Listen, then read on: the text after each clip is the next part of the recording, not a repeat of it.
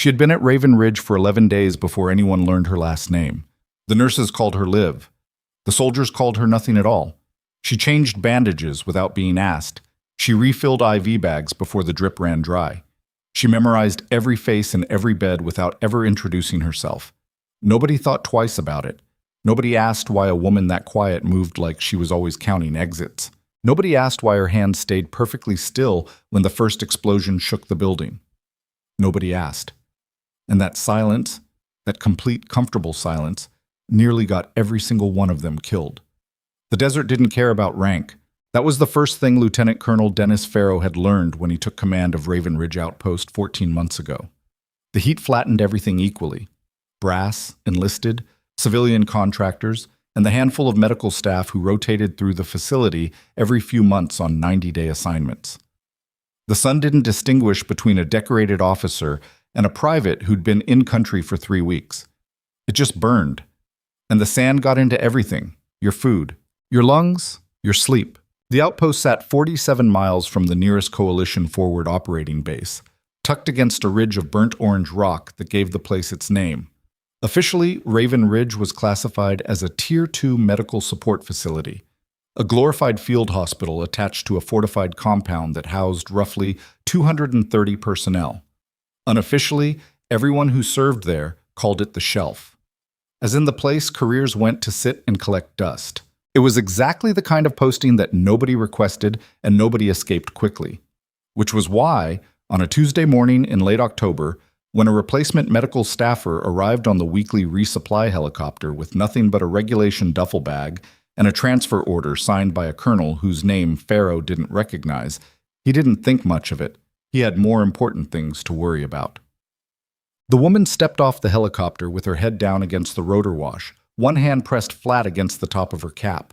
She was lean, medium height, with dark hair pulled back tight, and the kind of controlled expression that could mean anything or nothing. She wore standard-issue desert scrubs under a field jacket 2 sizes too large for her frame. No visible rank. No unit patch. Just a name tag that said Cross, and a set of transfer papers she handed to the duty sergeant without being asked. Sergeant First Class Dwayne Petty glanced at the papers, glanced at her, and pointed toward the main building. Medical wings through the second gate. Ask for Nurse Supervisor Harlan. She'll get you squared away. Thank you, the woman said. That was it. No questions. No complaints about the heat or the remoteness or the fact that the outpost looked exactly like what it was. A collection of hardened prefab structures surrounded by HESCO barriers and razor wire in the middle of a landscape that looked like the surface of Mars. Petty watched her walk away and then looked back at the transfer papers. Olivia Cross. RN. Previous assignment? Redacted. Specialty? Trauma and surgical support. Reason for transfer?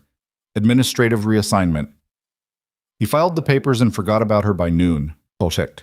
The medical wing at Raven Ridge occupied the eastern third of the main compound, a long, low building with reinforced walls, narrow windows set high in the concrete, and a generator room that hummed constantly like a tired heartbeat.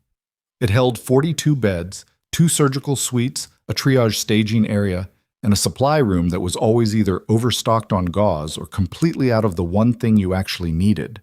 Head nurse supervisor Carol Harlan had been running the wing for 7 months. She was 51 years old, sharp-eyed, and exactly as tired as she looked. She'd lost 2 nurses to emergency reassignments in the past month and was operating on a skeleton crew. When Olivia Cross appeared in her doorway, Harlan looked at her for exactly 3 seconds. You have surgical experience? Yes? Trauma? Yes. You ever work a mass casualty event? A pause. Brief. Almost nothing. Yes, Harlan nodded. Bunk assignments are on the board. You're on days starting tomorrow.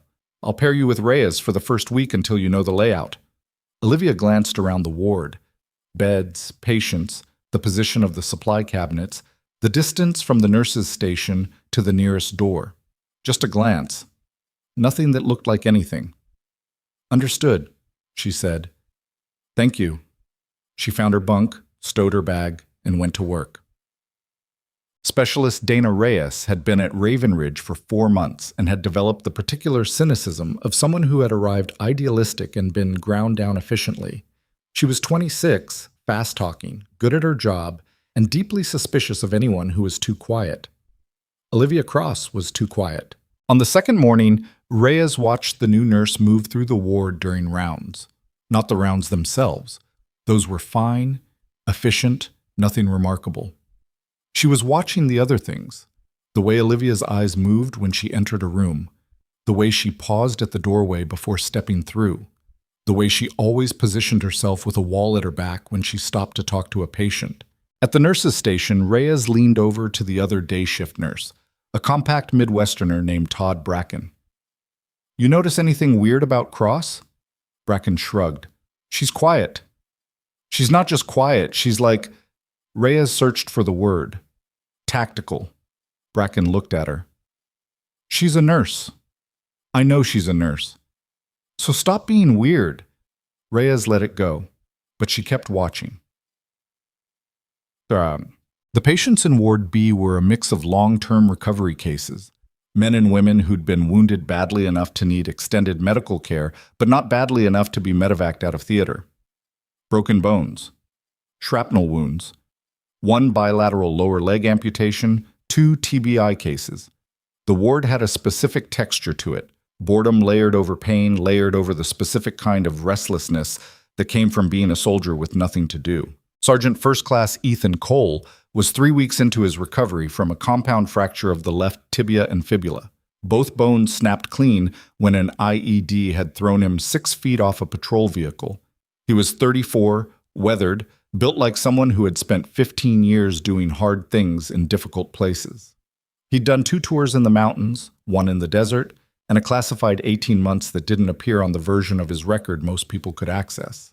He'd been watching Olivia Cross since her second day. It wasn't attraction, it wasn't suspicion exactly. It was something more specific, a kind of professional recognition, the way a chess player notices another chess player at a party without anyone saying a word about chess. On the 4th morning, she came to change his dressing, the wound on his forearm where shrapnel had torn a shallow channel through the muscle. Routine. She worked without unnecessary conversation, which he appreciated. But as she worked, he watched her hands. They were careful in the way that trained hands were careful. The efficiency wasn't hospital efficiency. It was something older, more deliberate.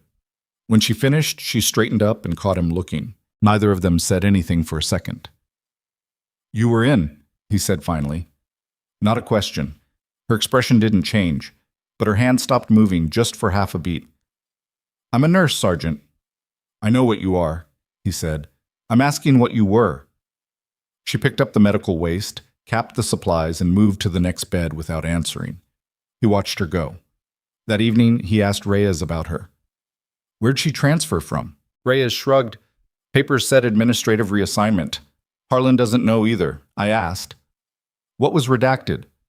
Reyes looked at him. "How do you know something was redacted?" "Because she moves like someone who has a past they don't want read." The things Olivia did that nobody noticed, or rather, the things they noticed but didn't register as anything, accumulated over the first week like sediment. She memorized the patrol rotation times within 2 days of arriving. She knew which guard posts were covered and which had dead-angle blind spots by the end of the first week. She cataloged every emergency exit in the medical wing and tested each door latch without appearing to test anything. She tracked the generator's fuel consumption patterns by listening to the pitch change in its hum at different times of day. She also began quietly reorganizing the supply room. This was what finally drew Harlan's attention. "Cross." Harlan appeared in the doorway of the supply room on the 8th day. "Why are the oxygen tanks moved?" Olivia was rearranging shelving. She didn't stop. "The current position puts them against the exterior wall. If that wall takes damage, a tank rupture becomes a secondary casualty event. Move them to the interior partition. It's reinforced." Harlan stared at her. "We've had them there for 7 months." "I know. Nobody's ever said anything." Olivia set down the box she was holding and turned around. Her expression was the same as always. Calm, contained, no particular urgency. "That doesn't mean it wasn't a problem," she said. Harlan looked at her for a long moment. Then she looked at the oxygen tanks in their new position. Then she looked back at Olivia. "Don't rearrange anything else without checking with me first." "Of course," Olivia said. But the triage staging area. If you have a few minutes, I'd like to show you something about the current layout. The triage staging area was a 20 by 30 space at the front end of the medical wing, designed to receive and sort incoming casualties before routing them to treatment. In its current configuration, the receiving tables were positioned along the outer wall, directly beneath the windows. Olivia had a yellow legal pad. She'd sketched it out. If we take incoming fire from the north or west approaches, she said, the window line becomes a fragmentation hazard. Anyone on these tables is exposed.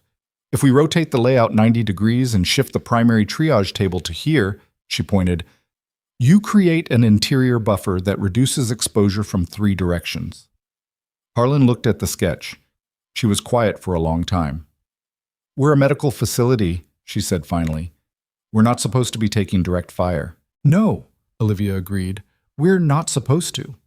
She said it evenly, without emphasis, without any particular urgency, like a weather observation, like someone noting that the forecast called for rain and they'd brought an umbrella anyway.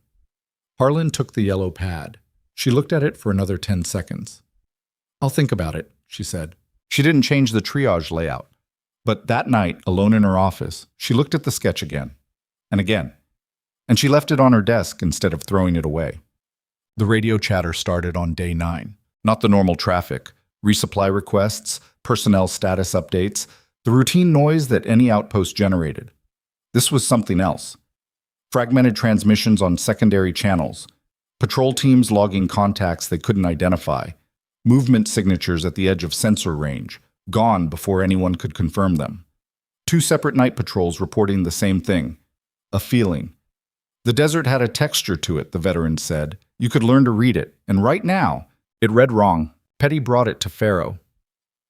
Intel's probably nothing, Pharaoh said. He was looking at a map. He said it like a man who half believed it and was trying to talk himself the rest of the way. Probably, Petty agreed. Triple-check the perimeter sensors tonight. Get me a count on personnel status by 1800. Yes, sir. Pharaoh looked at the map. The ridge behind the outpost, the approach roads, the nearest coalition asset 47 miles away. And get me a weather report. Sir? Weather report. I want to know if we're going to have cloud cover tonight. Petty left. Pharaoh kept looking at the map. Olivia noticed the change in radio traffic without being close to a radio. She could tell by the way the base personnel moved. There was a quality to how soldiers changed their pace when they were being briefed on something uncomfortable, a tightening, a fraction more attention paid to the periphery. She'd learned to read it years ago in places she wasn't supposed to talk about. That evening, she went to the supply room and quietly moved 2 boxes of hemostatic dressing from the back shelf to the front. She cross-checked the surgical instrument trays. She refilled the portable saline bags and moved them to the triage area. She pulled out the mass casualty response kit, a large red-handled case designed for events involving more than 10 simultaneous casualties, and placed it under the triage table instead of in the locked storage cabinet. Bracken caught her at it. Why's the MCI kit out? I want to know exactly how long it takes to open it when my hands are wet, she said. She was not lying. That was technically exactly what she was doing. Bracken looked at her, looked at the kit. Harlan know you pulled that? She will, Olivia said. He hesitated, then he went back to his charting. Olivia knelt in front of the case and ran through the contents by touch in the low light of the supply room, not looking at her hands, keeping her eyes on the middle distance. Checking. Counting. Making sure she could find everything in the dark if she had to. She could. Ethan Cole didn't sleep well. He hadn't slept well in years. The leg was part of it, but mostly it was the neural rewiring that came with spending too long in environments where being asleep was a liability. He lay in his bed in Ward B at 2 in the morning, staring at the ceiling, listening to the compound. He could hear the generator. He could hear the wind picking up against the eastern HESCO wall. He could hear a guard dog on the north perimeter bark twice and then go quiet. And he could hear, very quietly, someone moving through the medical wing. He'd been a light sleeper long enough to know the difference between a nurse on rounds and someone doing something purposeful. The footsteps were deliberate, unhurried, but they covered ground with a kind of systematic efficiency, not wandering, not the slight randomness of someone just checking in on patients. Counting exits, he thought. Again. He lay still and listened until the footsteps stopped. Then silence. Then, a long time later, the quiet sound of someone returning to their bunk. He lay awake for another hour, thinking about the oxygen tanks she'd moved. Thinking about the triage table she'd wanted to reposition. Thinking about the way she'd looked at him when he'd asked if she'd been in. Not surprised, not offended, just careful. He'd known people who carried classified history. He'd been one of them. There was a specific quality to that carefulness, a practiced blankness, the reflex of someone who had learned that the most dangerous thing they could say about themselves was the truth. Whoever she was before she was a nurse, she was very good at being someone else. He just wasn't sure yet why. The 11th day started like the others. Olivia was on the floor at 0630, rounds at 7. A post-surgical patient with a wound infection that needed daily irrigation and packing, 2 dressing changes in Ward A, a medication reconciliation in Ward B that had been flagged by the pharmacy technician. The work was real. She did it the way she did everything, thoroughly, quietly, without drama. At 9:40, Ethan's physical therapy session ended early because the PT specialist had been called to a briefing. Ethan was parked in his wheelchair near the window at the end of Ward B's corridor, one of the few windows that offered a sightline past the interior walls and out toward the western approach. He'd been sitting there long enough that Olivia, passing with a medication tray, didn't think anything of it. Then she saw what he was looking at. She stopped. The western approach road was empty. That wasn't unusual. But the dust cloud hanging over the ridgeline 2 kilometers out, that was unusual. It was too diffuse to be a vehicle, too organized to be wind, a static monitoring signature. Something sitting out there, watching. "How long?" she asked. Ethan didn't look at her. 20 minutes? Maybe more. I flagged it to the nurse's station. Bracken said he'd relay it to the duty officer. Did he? He forgot. She set the medication tray on the window ledge, pulled out the compact binoculars she had no business carrying as a nurse and that nobody had thought to ask her about, looked. The dust cloud hadn't moved. "What is it?" Ethan asked. "Observation post," she said. "Small. 2, maybe 3 personnel. Vehicle positioned behind the secondary ridge to mask the heat signature from our sensors." Ethan's jaw tightened. "That's not a threat assessment I'd expect from a nurse." She lowered the binoculars and looked at him directly for the first time in 11 days. "No," she said. "It's not." A pause. Something passed between them. Not an answer, not exactly, but an acknowledgement. A door left slightly open. "I need to find Harlan," she said. "If command hasn't acted on it yet." "I know." She picked up the medication tray and walked away quickly. Not running, never running when walking would do. Harlan was in her office with the door open, working through a staffing schedule. Olivia stepped in and closed the door behind her. "There's an OP on the western ridge. They've been static for at least 20 minutes. Whoever it is, they're watching the approach." Harlan set down her pen. "Cross, I know how this sounds." "Do you?" "Yes. It sounds like a nurse with boundary issues making security assessments that aren't her job." Olivia set her hands flat on the desk. Her voice stayed even. "But if I'm right and nobody acts on it, we'll know within the next few hours, and we will not have those hours back." Harlan looked at her, really looked, the way she hadn't in 11 days. "What are you asking me to do?" "Call Farrow. Right now. Tell him there's a possible observation element on the western ridge and ask him to get eyes on it. That's all. 1 call. If I'm wrong, nothing happens. If I'm right, if you're right, that's an intelligence matter and not your concern. If I'm right," Olivia said quietly, "every second we spend deciding who it's supposed to concern is a second we lose." The 2 women looked at each other. Harlan picked up the phone. "What?" Farrow was in a briefing when the call came through. He got the message 20 minutes later. By then, the observation post on the western ridge had disappeared. Whatever had been there had pulled back into the terrain and was gone. His intelligence officer reviewed the sensor logs and found nothing conclusive. A natural dust event. Possibly. Farrow called Harlan back. "Tell whoever flagged it that we appreciate the concern.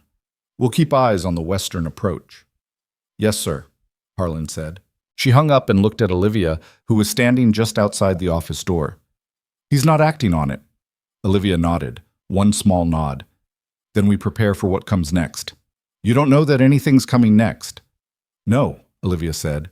"I don't know." She looked at the ward, at the beds, at the patients who couldn't run. "But I've been in places where this was the last quiet part, and I remember what came after." She walked back to the floor and resumed her rounds without another word. Pum. The day passed. Nothing happened. Dinner was powdered eggs and a chicken stew that tasted of neither chicken nor stew. The generator hummed. A poker game ran in the recreation room. Two soldiers in Ward A argued about a football team. The duty officer made his rounds. The base personnel settled into the heavy, slightly watchful quiet of an outpost that was almost, but not quite, at ease. At 9:15 that night, Olivia sat on the edge of her bunk in the small room she shared with two other nurses who were asleep. She didn't undress. She laid out her gear in the specific order she would need it in the dark, organized by reach, by priority. Not because she was certain of anything, because certainty was a luxury she'd stopped believing in a long time ago. She lay down on top of the covers with her boots still on. She closed her eyes. She did not sleep. At 11:47, the base's outer perimeter sensor, the one covering the northern approach, went offline. The duty officer in the command post noticed it 7 minutes later. He logged it as a possible sensor malfunction. He put in a maintenance request. He noted that the backup sensor was still active and covering approximately 70% of the same corridor. He did not call Pharaoh. He did not raise the alert level. He drank his coffee and waited for the maintenance request to be processed. At 12:19, the power went out. Not a flicker. Not a brownout. Everything. Lights, computers, communications relay, the electronic locks on 3 separate security doors went dark in a single, complete second. The only thing that kept running was the medical wing's backup generator, which kicked in 6 seconds later with a low, grinding surge that brought the emergency lighting online in blood-red strips along the corridor floors. In Ward B, patients woke up shouting. The monitoring equipment rebooted with a cascade of alarms. Somewhere deeper in the compound, someone was already on a radio. Olivia was on her feet before the backup generator completed its cycle. She moved through the medical wing in the red emergency light, her hand brushing the wall for orientation, not running, placing her feet deliberately on the floor she'd memorized, past the supply room, past the triage area, to the main door of the ward. She stopped there and listened. The base outside was not quiet. There were shouts. Not the disorganized shouting of soldiers jolted from sleep. These were command voices, clipped, urgent, directional. Personnel were moving. And then, beneath all of it, a sound she'd been waiting for without knowing she was waiting for it. A very large explosion. Not close, somewhere beyond the perimeter. But the shockwave moved through the concrete under her feet, and the dust that rained from the ceiling in a thin gray curtain told her everything she needed to know about the structural load it had generated. The main gate. Carol Harlan appeared at the end of the corridor, flashlight in hand, face pale but controlled. "What's happening?" "Attack," Olivia said. Not a question, not speculation. A statement delivered the way you'd state a temperature or a compass bearing. Harlan stared at her. "We need to get the patients away from the exterior walls. Ward A first, the northern windows. Move them to the interior corridor. Now." "I need to call Pharaoh." "Harlan." Olivia's voice was very quiet, very level. "The phones are down. The radios in this wing are down. Pharaoh is already dealing with a breach at the main gate. What he needs is for us to not become a casualty event he has to manage." A second passed.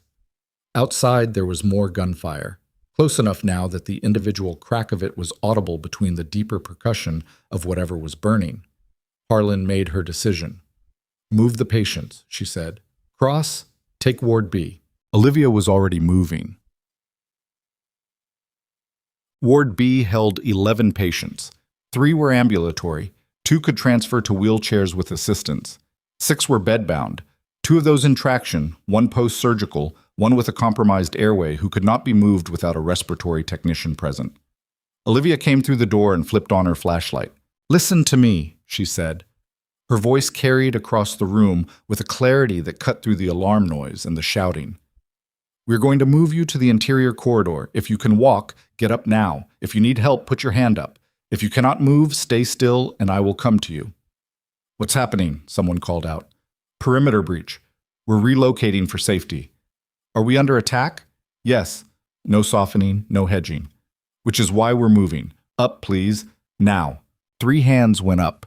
She dispatched the 2 ambulatory patients to help with wheelchairs and went directly to the bed-bound cases. Ethan was already sitting up, already trying to get his leg over the side of the bed. "Don't," she said. "You'll tear the repair if you weight bear on that leg without the brace. Where's your brace?" "Footlocker." She crossed to his footlocker, had it open, and the brace in her hand in 4 seconds. She brought it to him and helped fit it without wasting time on conversation. "I need you to help me manage the patients who can't self-evacuate," she said, as she worked the clasps. "You can do that from a wheelchair. Can you do that?" He looked at her. "Yeah," he said. She got him into the chair, handed him a flashlight, and pointed at the 2 most capable ambulatory patients in the ward.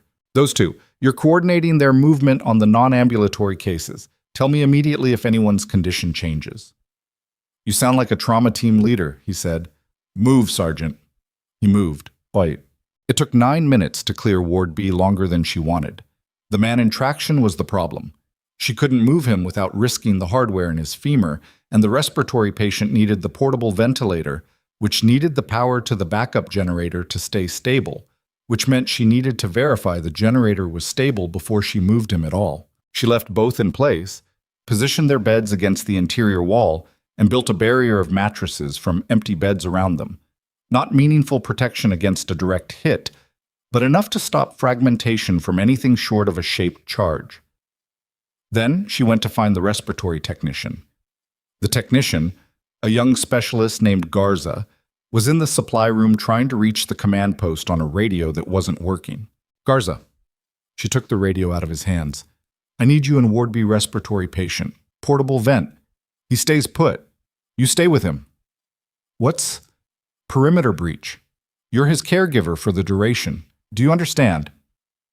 Garza looked at her. He was maybe 22, trained, but nothing about his training had prepared him for a night where the power was off and someone was shooting at the building. "Yeah," he said. "I understand." "Good, go." He went. She turned back to the radio. Dead. She tried the backup frequency. Dead.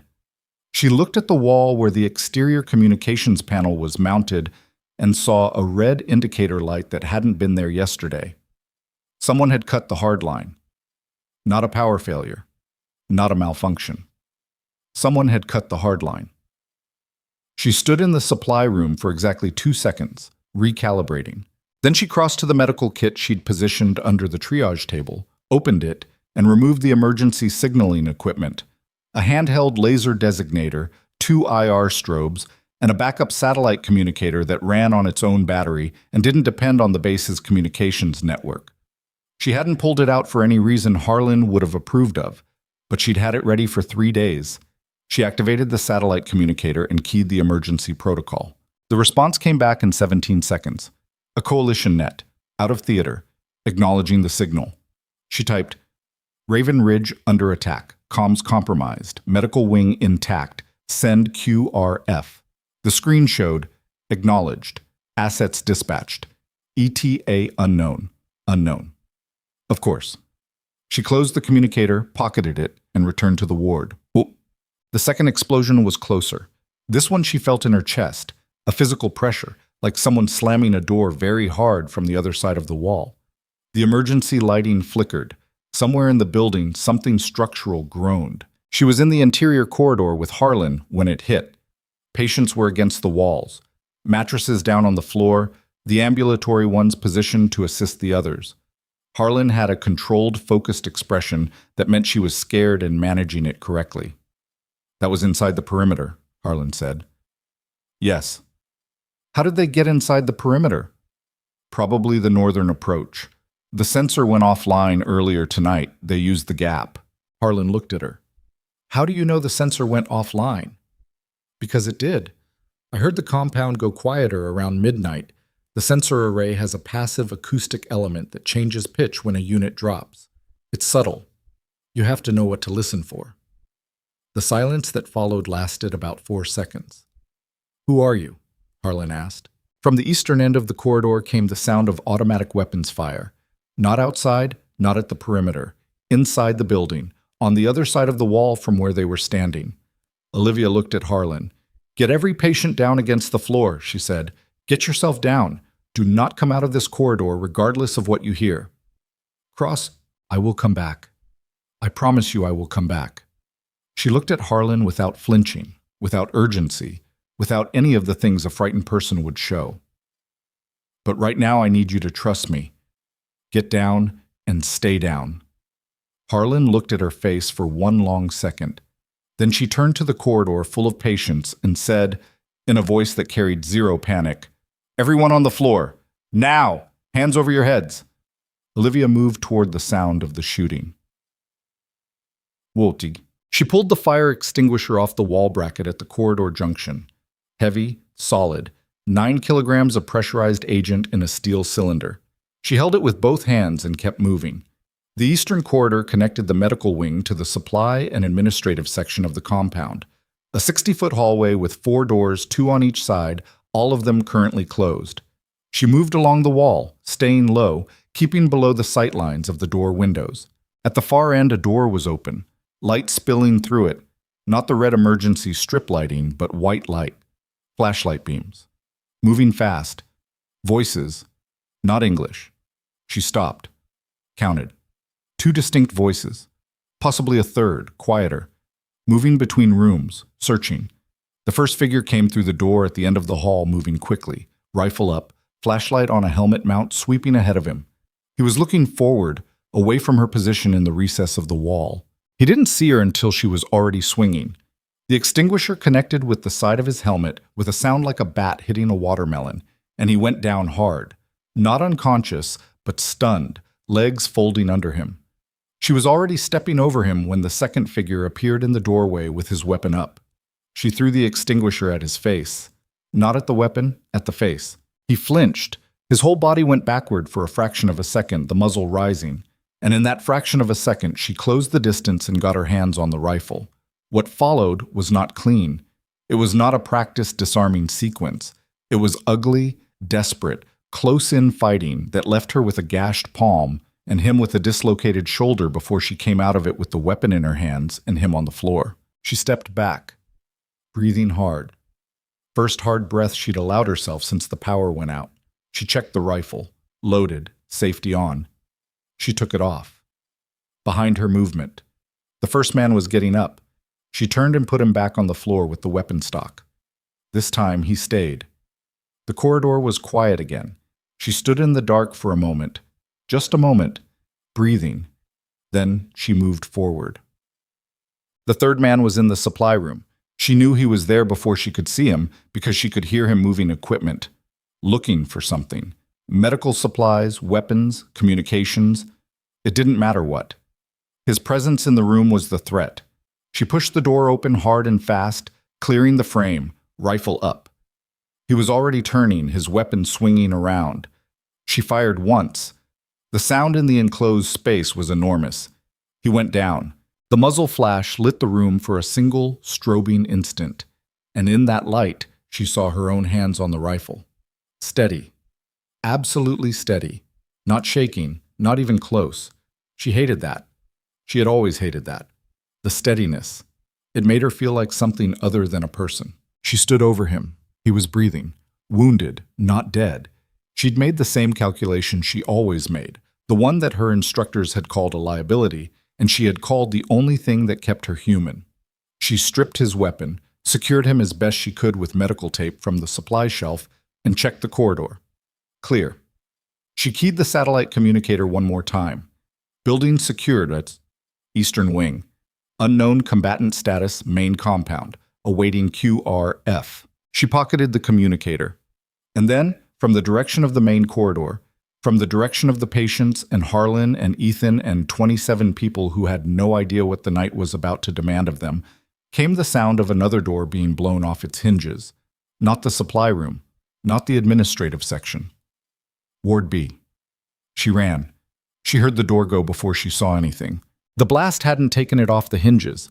Someone had hit it with a ram, the frame splintering inward at the lock plate, and the sound of it carried through the concrete walls like a gunshot. She was already running when she heard it, already past the junction between the eastern corridor and the central hall, already pushing herself harder than her body wanted to go after what she'd just done in the supply room. Her gashed palm was slick against the rifle stock. She didn't look at it.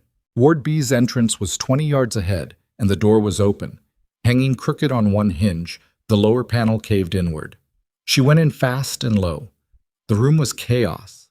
3 armed men were inside, one near the door, weapon up and sweeping, one at the center of the room, shouting at the patients still in their beds, one near the window that faced the interior courtyard, smashing the communications panel on the wall with the butt of his rifle, methodical, deliberate, not panicking. The patients who couldn't move were frozen where they lay.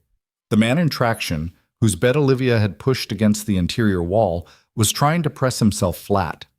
Garza, the respiratory technician, was crouched over the ventilator patient in the corner with his body between the man in the bed and the nearest gunman, which was either the bravest thing Olivia had ever seen a 22-year-old do or the most dangerous. The gunman near the door saw her. He was fast. She'd give him that. His muzzle came up, already adjusting, already reading her position and angle, trained reflexes, not the hesitation of an amateur. She dropped sideways behind the nearest bed frame, pulling the mattress down between them, and the burst he fired went through the space where she'd been standing and punched 3 holes in the far wall at chest height. Patients were screaming. She heard Ethan's voice above the noise, not panicking, not calling for help, that specific command projection tone that only came from someone who'd spent years making themselves heard in bad situations. Hey, get down! Down, stay flat! Redirecting the patients, keeping their heads low, buying her a fraction of a second. She came up from behind the bed frame and put 2 shots at the gunman near the door. The first hit the wall 3 inches from his shoulder.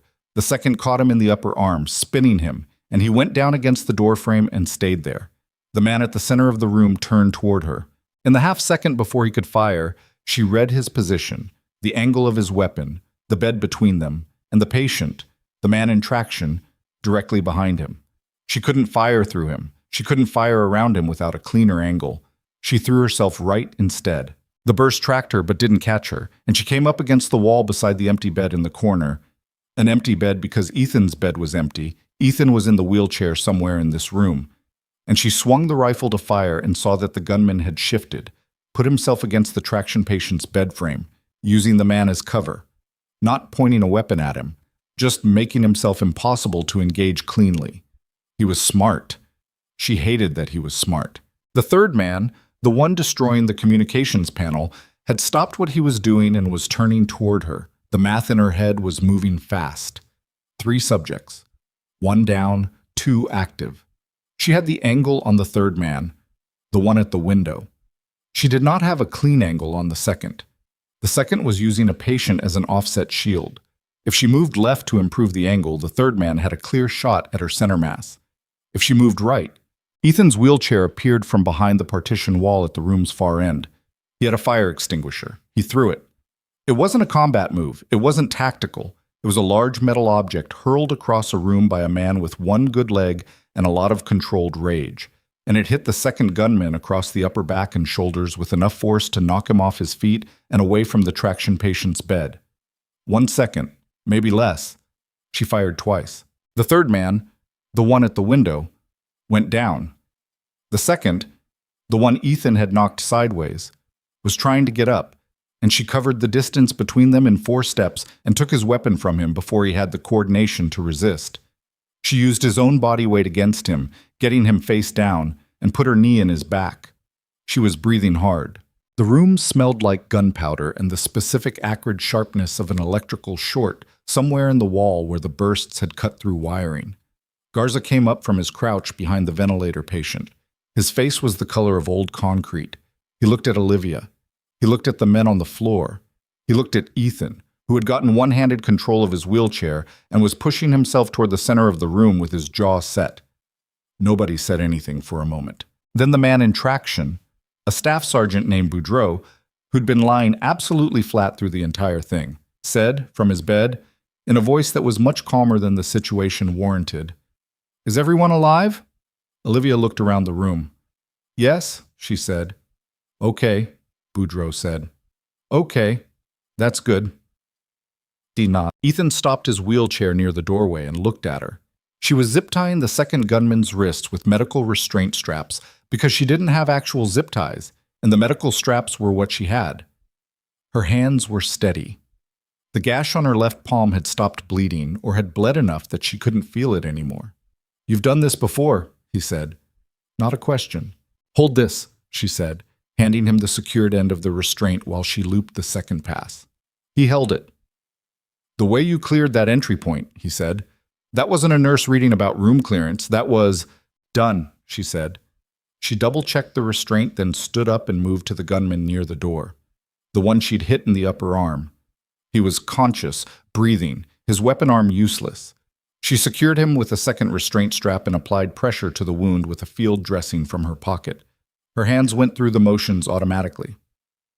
You're treating the man who just tried to kill you, Ethan said. He's a casualty now, she said. That's different. Is it? She didn't answer.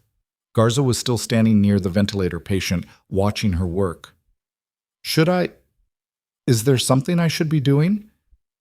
Check every patient for injuries. Start with the ones who are closest to the door. Talk to them while you work. Keep their heart rate down. She looked at him directly. You did the right thing staying with him. Garza blinked, nodded. She moved to the communications panel the third gunman had been destroying. It was wrecked. The internal board shattered. The external junction pulled free of the wall. She looked at it for 2 seconds, then turned away. Nothing salvageable there. Ethan had been watching her the whole time. You sent a QRF request, he said. Not a question, an inference. She looked at him. The satellite unit in your pocket, he said. I've seen that hardware before, not standard medical kit. No, she agreed. Where'd you get it? I carried it in. In your duffel? Yes. He was quiet for a moment. Outside, the gunfire from the compound had changed character. Less sporadic, more sustained, concentrating somewhere toward the main gate, which could mean the defense was holding, or it could mean the attackers had consolidated. They hit the communications first, he said. Sensor array drop, then the power, then the hardline. That's a sequenced approach. That's not opportunistic. Someone planned this. She'd arrived at the same conclusion 3 days ago. She didn't say so. We need to get back to the main corridor. Harlan has the rest of the ambulatory patients there. She looked at the room. Garza, can you move the ventilator patient safely? Not without... The portable unit has maybe 40 minutes of battery if I switch it over. After that, then we don't move him. You stay with him. You lock this door from the inside. The frame is damaged, but the bolt still catches. You do not open it for anyone who doesn't give you the word Nightingale. Do you understand? Garza stared at her. Nightingale? Nightingale. Say it back. Nightingale. Nobody else. I don't care what they say or what they claim. Anyone who comes to that door, you make them give you that word. She picked up one of the confiscated rifles, checked the load, and handed it to Garza. He looked at it like she'd handed him something from another dimension. I'm a respiratory tech, he said. I know. But if someone who doesn't know the word tries to come through that door, you make a lot of noise. You don't have to hit them. You just have to make it loud enough that I can hear it. She held his gaze until she saw the thing she needed. Not confidence, not calm, but a specific settling. Acceptance. The moment when fear becomes something you carry rather than something that carries you. Yeah, he said. Okay. She turned to Ethan. Can you move on your own? I've been moving on my own. I need to get back to Harlan. Some of those patients in the corridor were ambulatory before tonight. By now they're tired and scared, and some of them are going to make decisions that get them hurt. What do you need me to do? She looked at the confiscated weapons. 3 rifles, 2 sidearms. She thought about it for half a second. Can you fire from the chair? Yes. Upper body is fine? Upper body is great. She handed him a sidearm. She considered giving him a rifle, then reconsidered. The sight radius was wrong for someone without stable footing, and a panicked center mass shot from a rifle in a crowded corridor was a worse problem than what it solved. The sidearm was right. Stay behind me, she said. Don't fire unless something comes through a door I haven't cleared. If you have to fire, call it. You're giving me range safety instructions, Ethan said. Yes, in the middle of a firefight. Would you prefer I not? He almost smiled. Not quite, but almost. No, he said. It's good. Lead the way. The central corridor connected Ward B to the main medical hub, the nurses' station, the triage area, and the 2 surgical suites that formed the core of the facility. It was 60 feet long, wide enough for 2 gurneys side by side, and it had 2 points of lateral entry, a door on the north side that connected to the administrative wing and an emergency exit on the south side that opened to the internal courtyard. Olivia checked the north door first. Locked. She tested the handle, checked the gap at the frame, listened. Nothing moving on the other side. The south emergency exit was a problem. It was an outward opening fire door with a push bar, and the push bar was a 2-way liability. She could go through it if she needed to, but so could anyone on the other side who hit it hard enough. She found the door brace from the supply closet, a wedge of rubber-coated steel, and kicked it under the door at the base. That bought time. Not security. Time. At the end of the central corridor, the triage area was visible in the red emergency light, and in it, Harlan's voice, steady and continuous, talking to the patients she'd positioned on the floor. Not loud, not forced. The specific cadence of someone keeping people calm through the sheer, sustained weight of a calm presence. Olivia turned the corner. 19 people on the floor of the triage staging area, 2 on mattresses pulled from empty beds. Harlan crouched in the center of them, hands visible, back straight. She looked up when Olivia came through. Something in her face changed. Not relief, not exactly. Something more complicated than relief. Ward B? She said. Cleared. 3 subjects down. Garza's with the vent patient. They're staying put. You cleared it. Yes. You and... Harlan saw Ethan in the wheelchair behind her, sidearm in his hand. Her expression worked through several things at once. Sergeant Cole.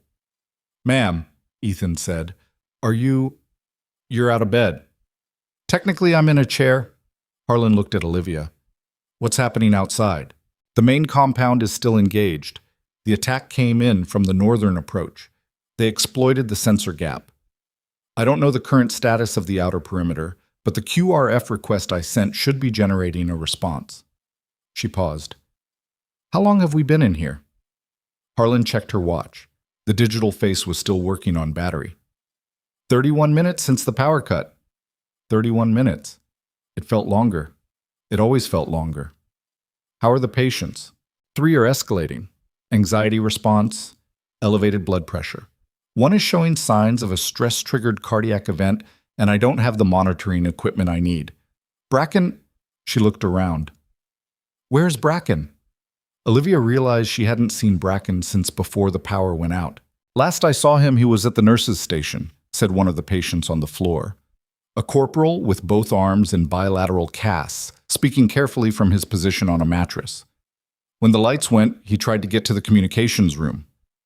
The communications room was in the administrative wing, the north door. Olivia looked back at the north door and did the calculation she didn't want to do. He went through that door, she said. He didn't know what was happening, Harlan said. He just, I know. She did know. Bracken wasn't reckless. He was a competent nurse who'd made a reasonable decision based on information that was 3 seconds out of date. I need to go after him. Cross, if he's in the administrative wing and they've been moving through that section, he needs to know what the safe word is and where to shelter. If he doesn't, you don't know he's still alive.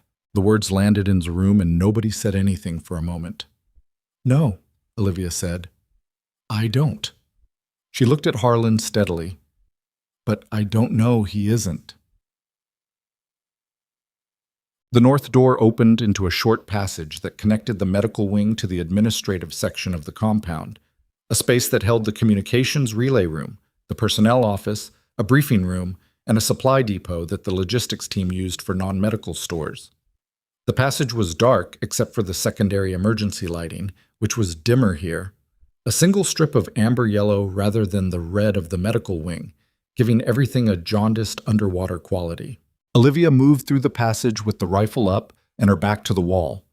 The communications relay room door was open. That was wrong. The relay room was supposed to be locked at all times, access restricted to comms qualified personnel. She checked the doorway, then went through. The room was empty, but it had been occupied recently. One of the operator chairs was pushed back from the console at a sharp angle, like someone had stood up quickly. The main console was dark, the primary relay board offline. Someone had been here and had left in a hurry, or been taken in a hurry. She backed out and checked the personnel office. Locked. She moved to the briefing room. The door was closed, but not locked. She pushed it open with her foot, staying out of the frame. Bracken was inside. He was sitting on the floor with his back against the far wall, knees up, hands flat on the floor at his sides, in the specific posture of someone who had been told to sit down by someone holding a weapon. His face, when Olivia's flashlight hit it, showed the complex architecture of a man who'd been scared for a long time and was managing it through some combination of stubbornness and shock. He wasn't alone. There was a man crouched near the door to the briefing room's secondary exit, a connecting door that led to the depot. He had a weapon. He was looking at Bracken when Olivia came through the door, and he turned toward her fast. Too many things happened at once for any of them to be clean. She brought the rifle up. He was already swinging his weapon toward her. Bracken, from the floor, did the only thing available to him. He threw himself sideways into the man's legs. Not a tackle. He wasn't in a position to tackle anyone. He just threw his body weight into the man's knees from below. It wasn't enough to take him down. It was enough to throw his shot into the ceiling. Olivia closed the distance and hit him. What she did in the next 4 seconds she could have described clinically. Joint lock, sweep, ground control. But in the moment, it was just the vocabulary of the body taking over, the muscular memory of something she'd trained until it was below conscious thought. He hit the floor, and she had his weapon in her knee in the small of his back before her mind caught up with what she'd done. Her arm was shaking. She noticed it and did not acknowledge it. Cross. Bracken's voice from the corner. Cross, are you... I'm here, she said. Are you hurt? No, I'm... He stopped, breathed. He came out of nowhere. I was trying to get to the comm relay, and he just... I know. She had the gunman secured. She checked him for additional weapons, secondary sidearm, 2 spare magazines, and stripped everything. Can you walk? Yes. Get up slowly. We're going back to the triage area. He got up. His legs were unsteady. He grabbed the edge of the table and used it until he trusted himself, then stood. There were others, he said. He was talking on a radio. I heard him describe the medical wing, our layout, the bed count. She went still. Before or after the power went out? After. He had a short-range set, looked military surplus. Bracken's voice had the quality of a man recounting something he'd only partially processed. He was describing which rooms had been cleared, which hadn't. Someone was coordinating. Someone inside or on the near perimeter was feeding tactical information to the attack element. That changed the picture significantly. It meant this wasn't a probe, wasn't an opportunistic assault on a soft target. It was a directed operation with intelligence support. What did he say about the medical wing? Bracken looked at her. In the amber emergency light, his face was hard to read. He said it was clear. She absorbed that. He said it was clear, she repeated. Yes. After you were already inside it. I came in through the north passage, maybe.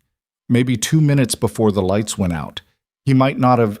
I think he didn't see me come in, which meant the attack element believed the medical wing was unoccupied, cleared, no resistance, which meant if they had additional personnel moving through the compound, the medical wing might not be on their current priority list, which meant she might have a window, brief, uncertain, degrading rapidly, to do something with the advantage she didn't fully understand she had.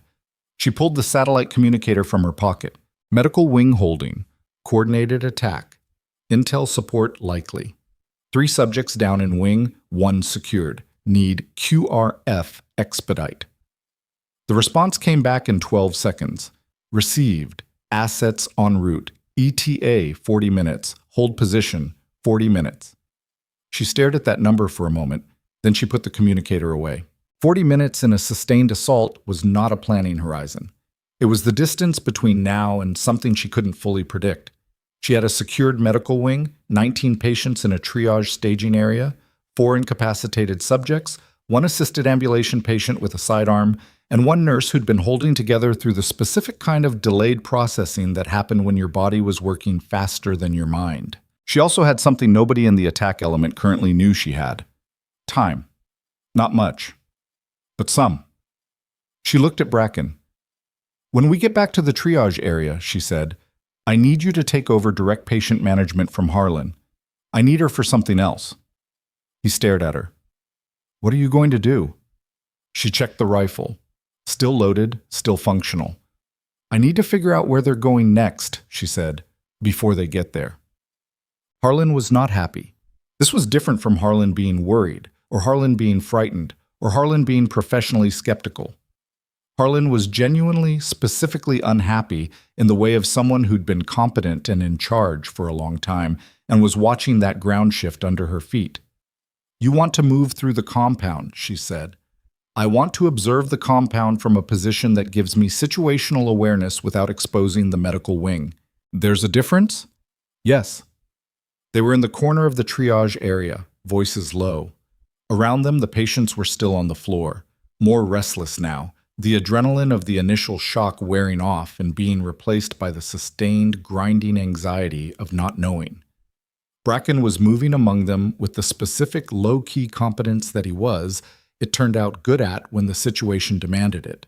"The roof access is through the east stairwell," Olivia said. "From the roof I can observe the main compound without being in it. I can track the attack element's movement. I can give the QRF better intelligence on their approach when they arrive." "You know when they're arriving?" 40 minutes, maybe less, maybe more. Harlan absorbed this. "How do you have contact with a QRF?" "Satellite emergency communicator. I had it in my kit." "You brought a satellite communicator?" "Yes." Harlan looked at her for a long time. "Nurses don't carry satellite communicators." "No," Olivia agreed. "They don't." The two women looked at each other in the amber-red light of the staging area, and everything that hadn't been said in 11 days sat between them like a third person in the conversation. "What is your actual name?" Harlan said. "Olivia Cross." "That's your actual name?" "Yes." "But that's not your actual job." Olivia was quiet for a moment. "It is now." Harlan looked at the patients on the floor. She looked at Bracken moving among them with his unsteady hands that were getting steadier. She looked at Ethan in his wheelchair near the entrance with the sidearm she'd noticed but hadn't yet commented on. She looked at all of it. Then she looked at Olivia. "What do you need from me?" she said. "Someone has to be the person these patients trust," Olivia said. "Right now that's you. I need you here, visible, steady. Bracken can manage clinical care. You manage the room." "You're asking me to stay behind." "I'm asking you to do the thing I can't do," Olivia said, "which is hold this room together for the next 40 minutes. Harlan breathed out slowly. She turned to look at the room, then back. "The roof access key is in my office," she said. "Third drawer left side. There's a yellow tag on it." "Thank you." "Cross." Harlan's voice caught her before she turned away. "Whatever you were, whoever you were before this, be that person tonight." Olivia looked at her. Something in her face moved. Not much, not something most people would catch. A small, involuntary thing, like the surface of water registering something that fell into it. "I'm trying not to be," she said, "but yes." The roof access stairwell smelled of dust and recycled air. Olivia climbed it without the flashlight, one hand on the railing, one on the rifle, her eyes adjusting to the near-total dark. The access door at the top was a heavy fire door with a mechanical push bar. It would open quietly if she controlled it. She eased it. The roof of the medical wing was flat, studded with HVAC units and antenna mounts, edged with a low parapet wall. The night air was cold after the sealed, recycled heat of the interior, a physical shock, dry and sharp. She pressed herself against the nearest HVAC unit and waited for her vision to settle. The main compound spread below and around her. In the dark, it was a landscape of shapes and movement and light. Not electricity, because the main power was still out, but fire. Something was burning near the main gate. The orange light from it threw long, jumping shadows across the interior parade ground. She could see movement, Multiple figures, some coalition, some not, impossible to distinguish precisely at this distance in this light. The fighting had pulled back from the medical wing. The main concentration of activity was at the southwestern corner of the compound, near the command post, she thought. That was where command and communications were. That was the high-value target. She pulled the binoculars, counted, estimated, tracked the movement patterns. 8, possibly 10 attack personnel still active in the main compound. 3 more on the perimeter wall. She could see their positions by the way the shadows moved against the ambient glow of the burning gate. The coalition defenders were holding the command post. She could tell because the attack element kept trying to maneuver around a static defensive point and kept being driven back. Pharaoh's people were alive. That mattered. She keyed the communicator. Compound status: 8 to 10 active hostile in main compound. Concentrated on southwest corner. Command post. Coalition defense holding. CP perimeter compromised north and east. Roof observation. Medical wing secure. The response? Understood. Lead element ETA 22 minutes. Confirm holding. 22 minutes now. She settled in behind the parapet. The cold worked into her through the jacket she hadn't changed out of since morning. Her palm ached where the gash had reopened from the cold. She pressed it against her thigh and held still and watched the compound below her. The attack element made another attempt on the command post at the 16-minute mark. She watched it happen in the jumping orange light. A 4-person push from the northwestern approach, moving in a diamond formation, covering angles. It was not undisciplined. These were not untrained personnel. They moved with the mechanical confidence of people who had done this before, who trusted their geometry. The coalition defense broke the push at the corner. She heard the suppressed crump of outgoing fire and saw 2 of the 4 go down. The remaining 2 pulled back behind a vehicle wreck in the motor pool. 2 minutes after that, she heard it. Rotors. Not the small, choppy thud of a light scout helicopter. The lower, rhythmic thunder of something much larger coming in fast from the south. The specific acoustic signature of attack helicopters in a high-speed approach, nap of the earth, hugging the terrain until the last possible moment. The sound hit the compound like a physical pressure change. She saw the attack element react to it instantly. Not panic, but a cascade of decisions happening in seconds. The personnel at the perimeter wall began moving. The 2 behind the vehicle wreck and the motor pool changed their posture. They'd known QRF was possible. They'd planned for a timeline, and the timeline had just compressed on them. The lead helicopter crested the ridge at 200 feet and opened up. What followed was not something she needed to observe closely. She pressed back against the HVAC unit below the parapet line and listened to the compound below her change its character completely. The sound of an assault, discovering that the thing it was assaulting had just acquired an overwhelming advantage. It was not a pleasant sound. It never had been, regardless of which side she'd been on. She stayed on the roof until the rotor sound had settled from the urgent whop of attack, runs to the lower circular patience of aircraft holding a perimeter, until the gunfire in the compound had reduced to isolated pops and then to nothing. Until the cold had worked all the way through her and the ache in her palm had become a steady, reliable throb that she would deal with later. Then she went back down the stairs to find Harlan. The triage staging area was exactly as she'd left it, except that 3 more patients had fallen asleep on the floor, exhaustion winning over adrenaline, and Bracken had found a battery-powered lantern somewhere and had it centered in the room, casting a warm, yellowish light that made the space look almost human. Ethan was still in his wheelchair near the entrance. He'd moved it to the side of the doorway where he could see both the corridor and the room. When Olivia came in, his eyes went to her face first and stayed there for a moment before moving to the rifle in her hands. "Well," he said, "QRF is on site. Compound secured." A sound moved through the room. Not a cheer, nothing so sharp, more like a collective release of breath that had been held for the better part of an hour. Harlan was sitting on an overturned medical case near the far wall. She had the specific posture of someone who had been performing steadiness for a long time and was now, in the first available moment of privacy, allowing herself to simply be tired. She looked up when Olivia came in. "It's over," she said. "Outside, yes." "Inside?" Olivia thought about the 4 secured subjects in the building, the physical evidence, the satellite communicator in her pocket that had just transmitted its last message and would now, she suspected, become the first thing that anyone with authority wanted to talk to her about. That depends, she said, on how you define inside. Harlan looked at her. Then she looked at the room. The patients on the floor, Bracken crouched next to the man who'd been showing cardiac symptoms with a stethoscope pressed to his chest and his other hand checking a pulse, Ethan in the chair with his jaw set and his eyes still alert. Garza, who had come in from Ward B 10 minutes ago because she'd passed him in the corridor on the way back from the roof and told him it was clear to move. All of them here. All of them alive. Harlan's throat moved. "Okay," she said quietly. "Okay." It wasn't relief.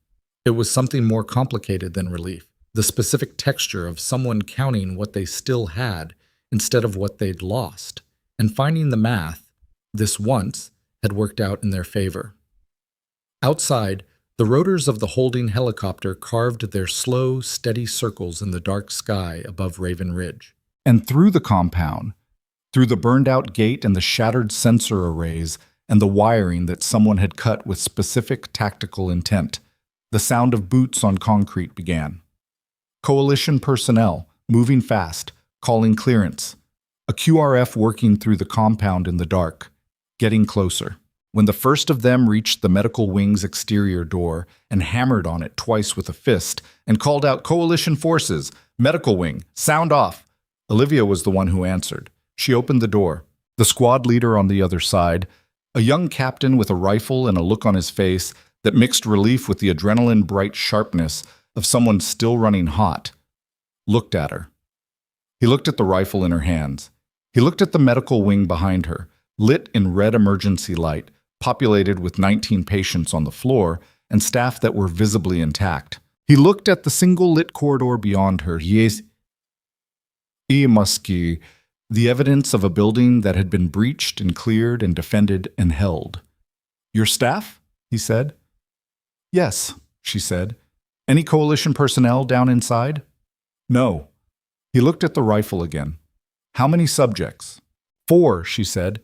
2 in Ward B, 1 in the central corridor, 1 in the briefing room off the administrative passage.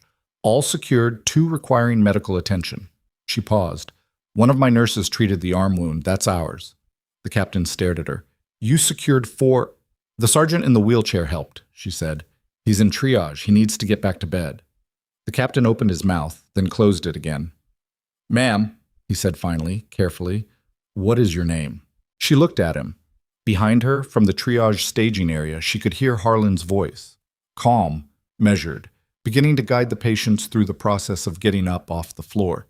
She could hear Bracken talking someone through a breathing exercise. She could hear Ethan's voice saying something she couldn't make out, followed by a sound that might have been the beginning of a laugh. The building was holding. Everyone inside it was alive. "Cross," she said. "Olivia Cross." She stepped back to let the QRF through. The captain's name was Reeves. He was 29 years old, 8 months into his first command, and he had the particular expression of a man trying to file what he was seeing into categories that weren't built to hold it. He moved through the medical wing with 2 of his soldiers flanking him, his eyes cataloging the same things Olivia's had cataloged 11 days ago. Exits, angles, structural condition, personnel. But he kept coming back to her. The rifle. The 4 secured subjects, the body in Ward B that one of his soldiers had called in on the net 30 seconds ago. "Walk me through it," he said. They were in the central corridor. Around them, his QRF element was working methodically.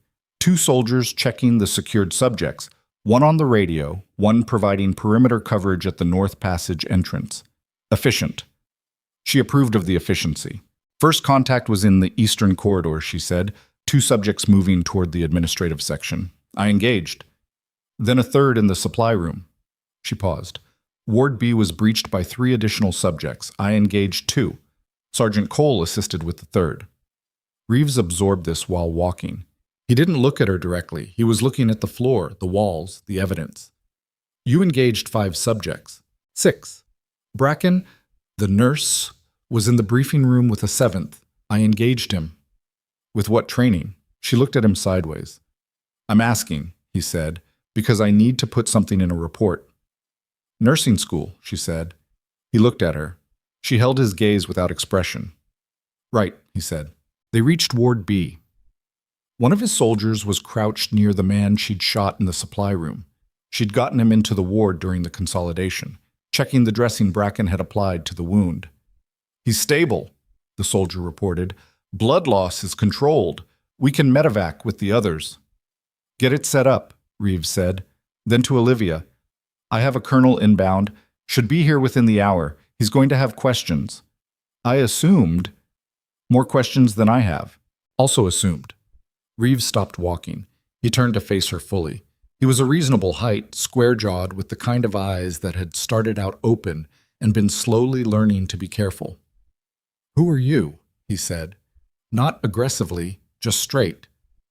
Olivia Cross, RN. Transfer order from...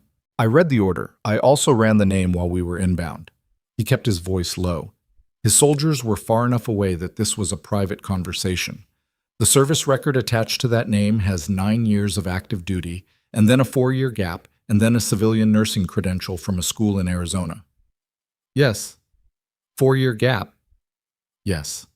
With no assignments listed. She didn't say anything. Ma'am, he said. And the way he said it, not dismissive, not deferential, something in between, told her he'd arrived at the same conclusion she'd been dreading for 11 days. The colonel's going to want more than a name. She looked past him at the ward. The patients being prepared for assessment, Garza reconnecting the portable ventilator to a new power source one of the QRF soldiers had brought in. The building was warming slightly now that the generator had been fully restored. The red emergency lighting had been replaced by actual lights. The ward looked like a ward again. I know, she said. Is there anything you want to tell me first, before he gets here? She was quiet for a moment. Not particularly, she said, but thank you for asking. The colonel arrived at 43 minutes past the hour. His name was Whitfield, and he was 56, gray-haired, built like a man who had once been physically significant and had let it settle into something broader and more authoritative. He wore no visible indicators of his specific command authority, which told her more about his actual authority than rank insignia would have. He walked into the medical wing without looking at the damage to the ward entrance or the patched communications panel or any of the physical evidence. He walked directly to the triage area, looked at the patients who were being triaged for medevac, looked at Harlan, and then turned and looked at Olivia. He had been looking for her specifically. She could tell because his eyes had gone to her before anyone introduced them. Outside, he said. Not a request. They stood in the internal courtyard, the same courtyard visible from the Ward B window where Ethan had been watching the western approach. The fire at the main gate had been controlled. The compound smelled of smoke and the mineral sharpness of discharged weapons.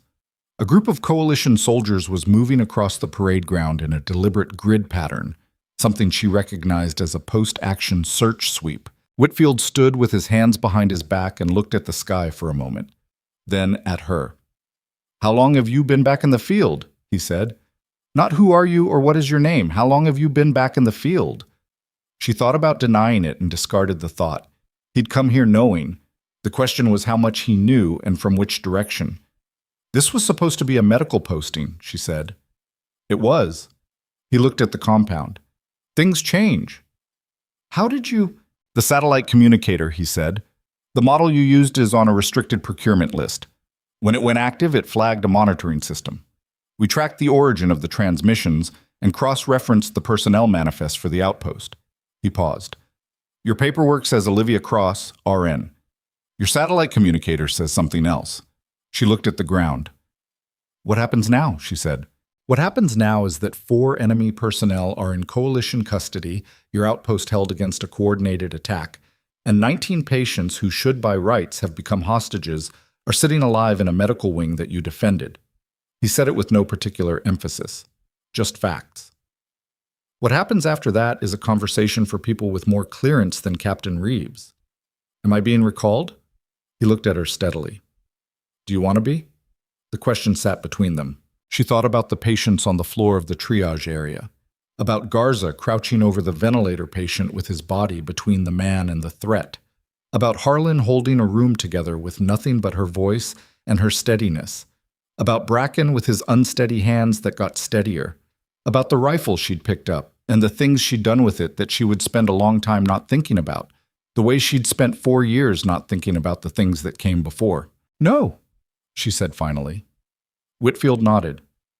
"Then we have a problem," he said, "because keeping you here as a nurse is going to be significantly complicated by the events of tonight." "I know. And whoever planned this attack is going to know that this outpost had defensive capability they didn't account for. Which means if there's a follow-on, and there may be, they will plan for you specifically." She hadn't thought about that. She had in fact not gotten that far. The hours between the power cut and now had been close-in work. The next room, the next corridor, the next 30 seconds. Strategic implication was a luxury of afterward. "What are you recommending?" she said.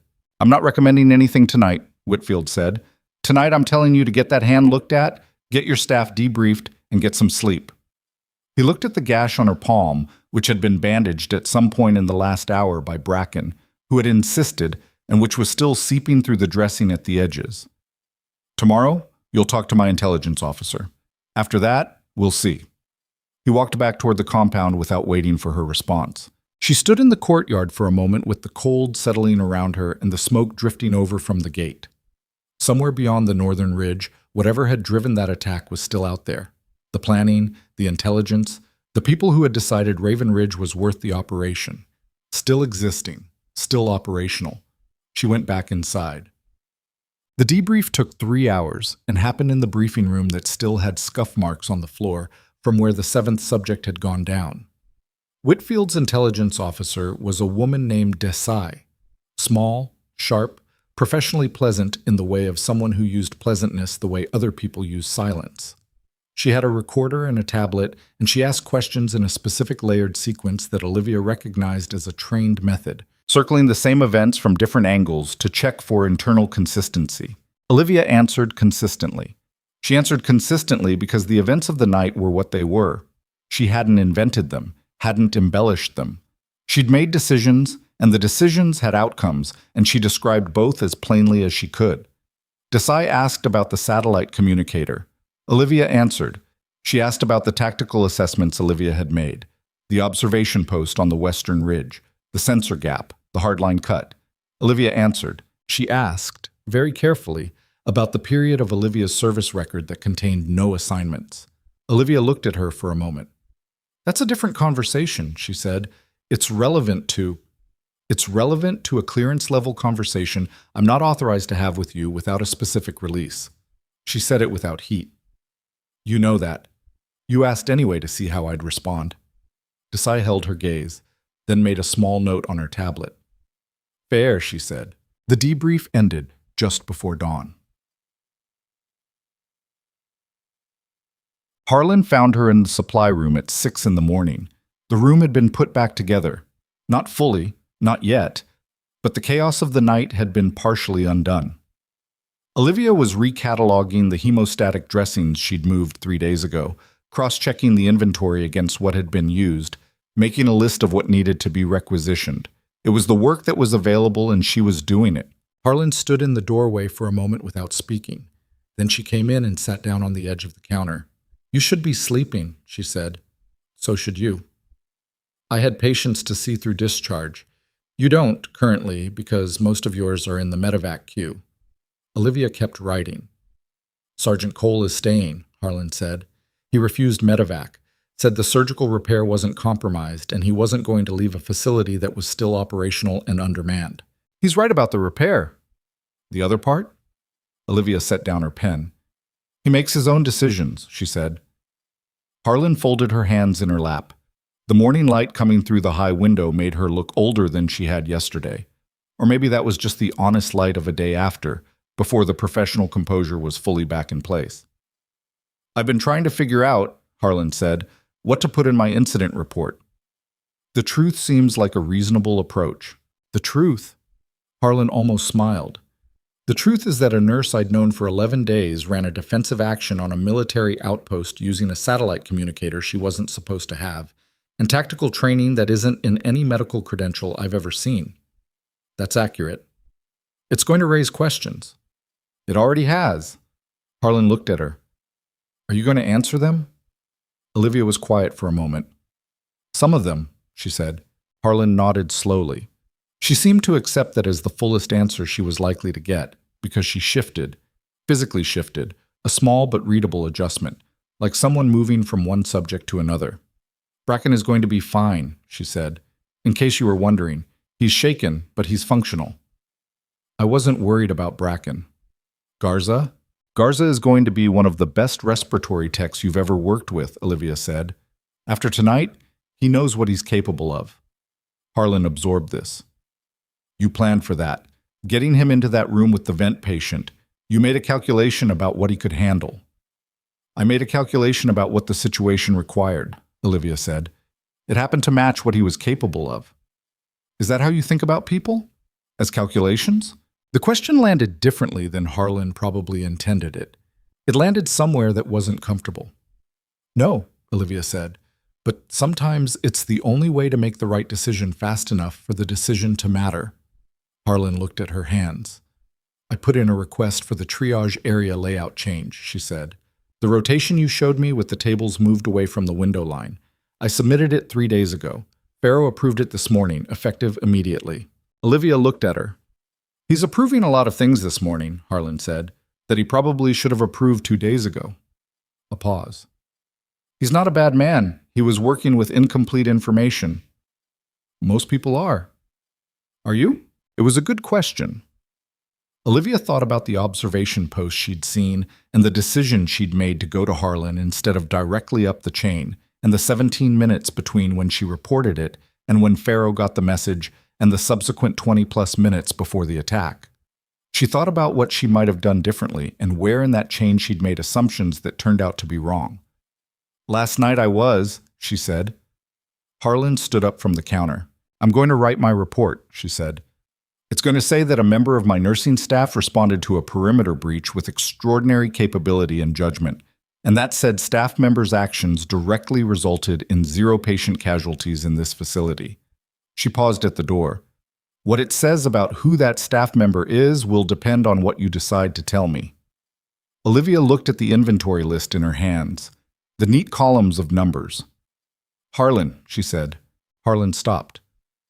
I came here because I wanted to be a nurse, Olivia said. I want you to know that. It wasn't cover. It wasn't a position. I wanted to be here and do this work, and that's the truth. Harlan was quiet for a moment. I know, she said. I've watched you work for 11 days. I know what it looks like when someone cares about the patients. She paused in the doorway. That doesn't make last night less complicated, but it does make you easier to understand. She left. Olivia went back to the inventory. The formal debrief with Whitfield happened at 900 hours in Farrow's office, with Farrow present and Desai, and a man from a department Whitfield didn't name who had flown in from somewhere further than the nearest FOB. The unnamed man's name, when he introduced himself, was Garland.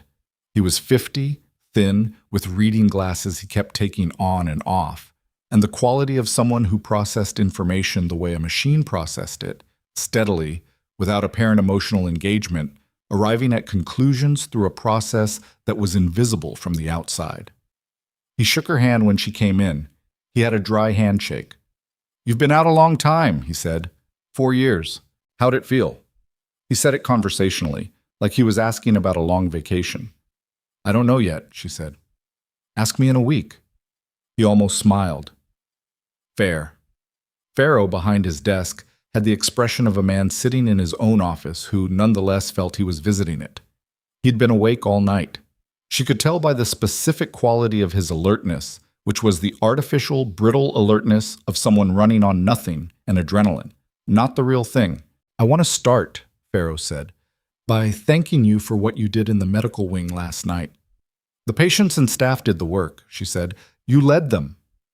I had the relevant training. It seemed practical to use it. He looked at her for a moment with an expression she couldn't fully categorize. Not resentment, not admiration. Something in between. The face of a man recalibrating something he thought he'd understood. The intelligence assessment of last night's attack, Garland said, pulling her attention, suggests a level of planning that is inconsistent with opportunistic activity.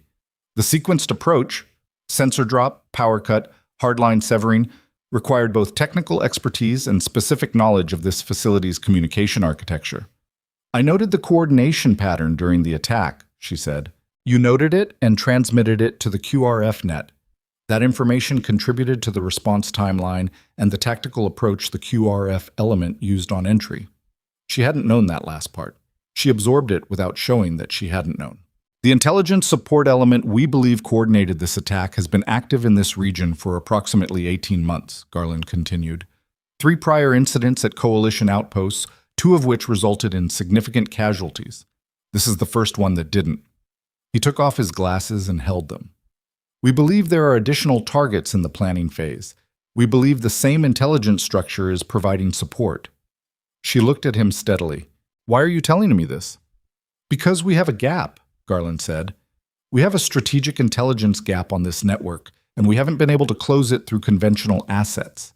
He put his glasses back on. And because last night you demonstrated a specific capability set that is currently underutilized in a supply room. The room was quiet. She felt the shape of what he was about to say before he said it. I didn't come back for operational work, she said. I know. I came back to do nursing. I know that too. He looked at her without apparent apology.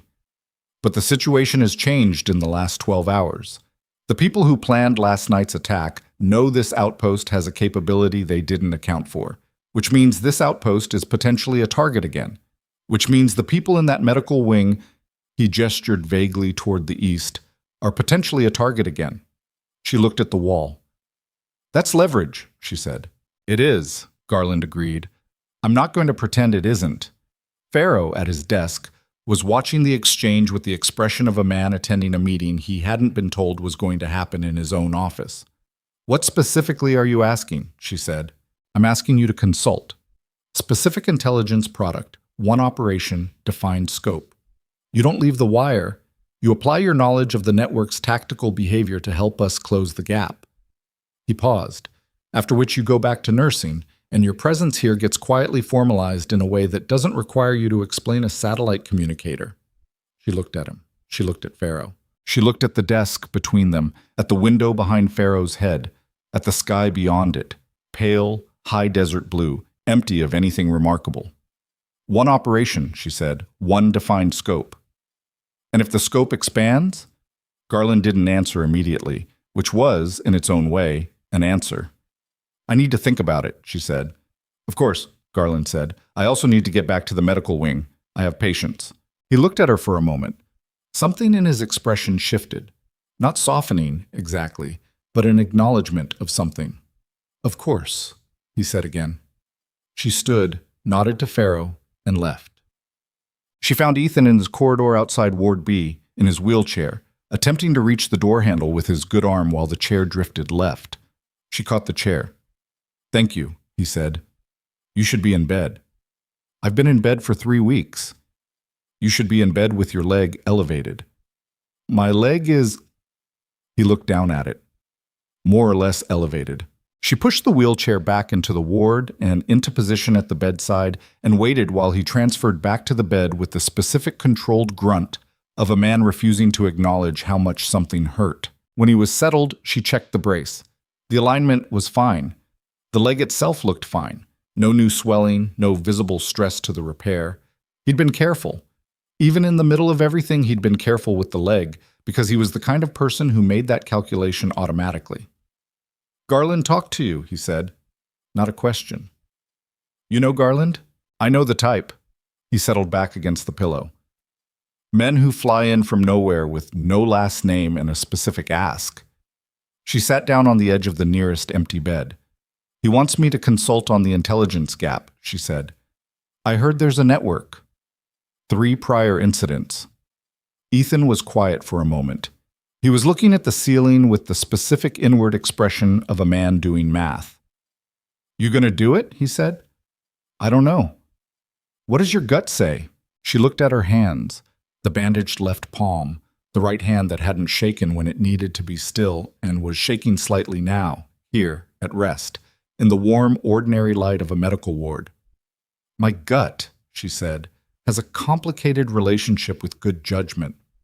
That's not an answer. No, she agreed. It's not. He turned his head to look at her.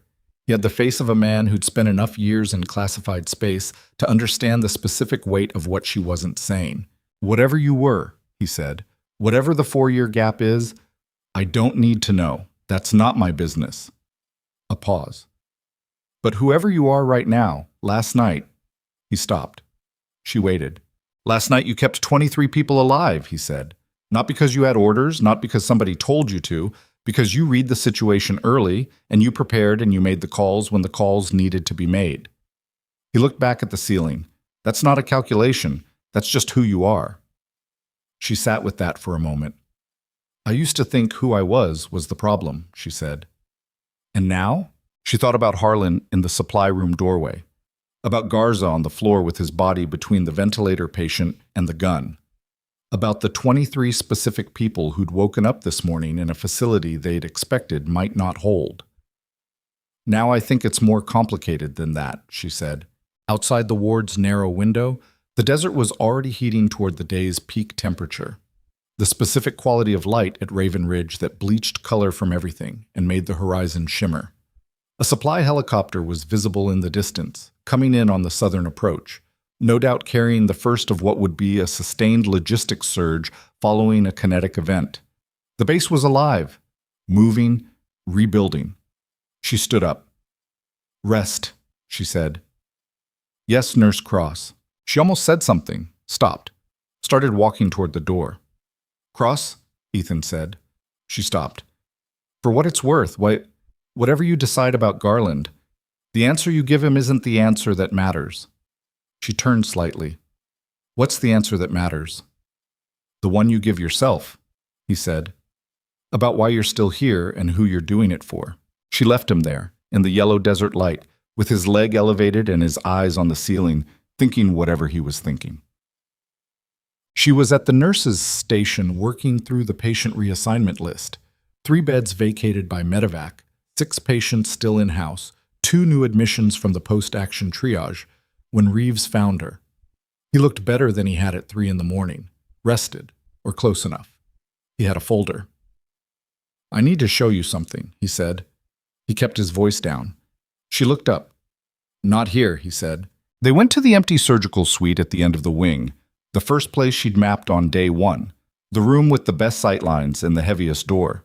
She'd developed the habit of using it for conversations she wanted private, and apparently the instinct translated because Reeves didn't question it. He opened the folder. Inside was a satellite image, high resolution, time-stamped. An overhead view of terrain she recognized as the area northwest of Raven Ridge, 12 kilometers out. She could see road tracks, vehicle positions, a cluster of structures that didn't appear on any map she'd been given. This came in 40 minutes ago, Reeves said. Signals intelligence tagged it overnight. The vehicle signatures matched 2 of the elements from last night's attack. She looked at the image carefully. The cluster of structures, temporary by the look of the construction, was positioned at the base of a secondary ridge that would make thermal detection from the compound sensor array nearly impossible. Beyond the ridge, accessible via a dry riverbed that wouldn't appear on satellite imagery older than 18 months, was an approach corridor that ran directly to Raven Ridge's northern perimeter, the same northern perimeter where the sensor had gone dark. She tracked the geometry of it, estimated distances, calculated approach times under different movement conditions. This is the staging area, she said. For last night? For whatever comes next. She pointed at the vehicle positions. These aren't the same vehicles. The signatures are different. Last night used light mobility, fast attack elements. These are heavier. You're looking at either crew-served weapons or significant load capacity, supplies for a sustained operation. Reeves stared at the image. How are you reading that from the track depth and the turn radius, she said. Lighter vehicles leave different compression patterns in this kind of soil. These tracks are from something with significant axle load. She straightened up. Last night was a probe. Coordinated, planned, but a probe.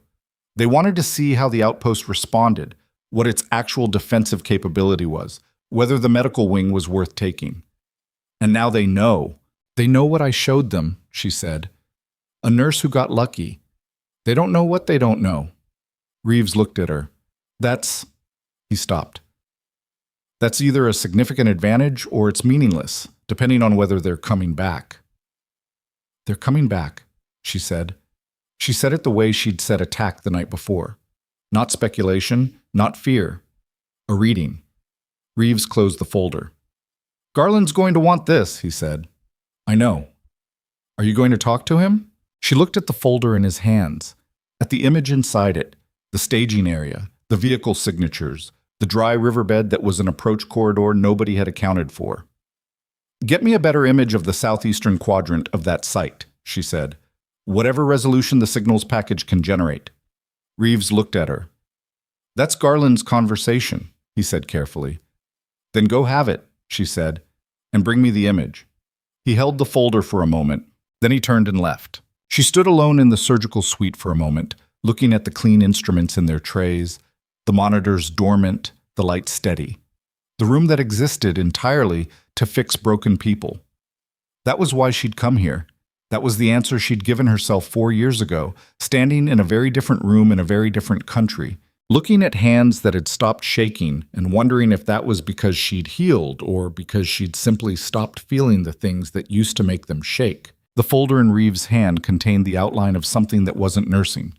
She knew she was going to do it anyway, not because of Garland's leverage, not because of the strategic gap, or the 3 prior incidents, or the defined scope of one operation, but because those vehicles in the image were heavier than last night's, and heavier meant more personnel, and more personnel meant a different class of event than what had happened in Ward B, and she had counted 23 people in this facility who'd made it through the night and who were, right now, getting their blood pressure checked and their dressings changed and their morning medication dispensed, none of them knowing what was parked 12 kilometers away in the shadow of a ridge. 23 people.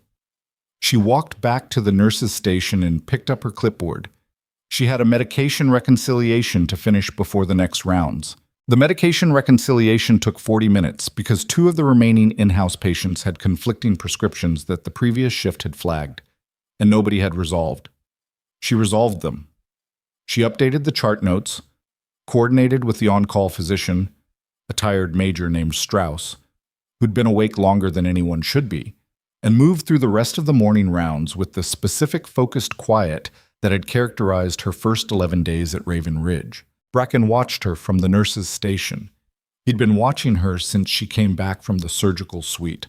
Not suspiciously, not the way Reyes had watched her in the first week, cataloging the small behavioral tells that didn't fit the job title. This was different.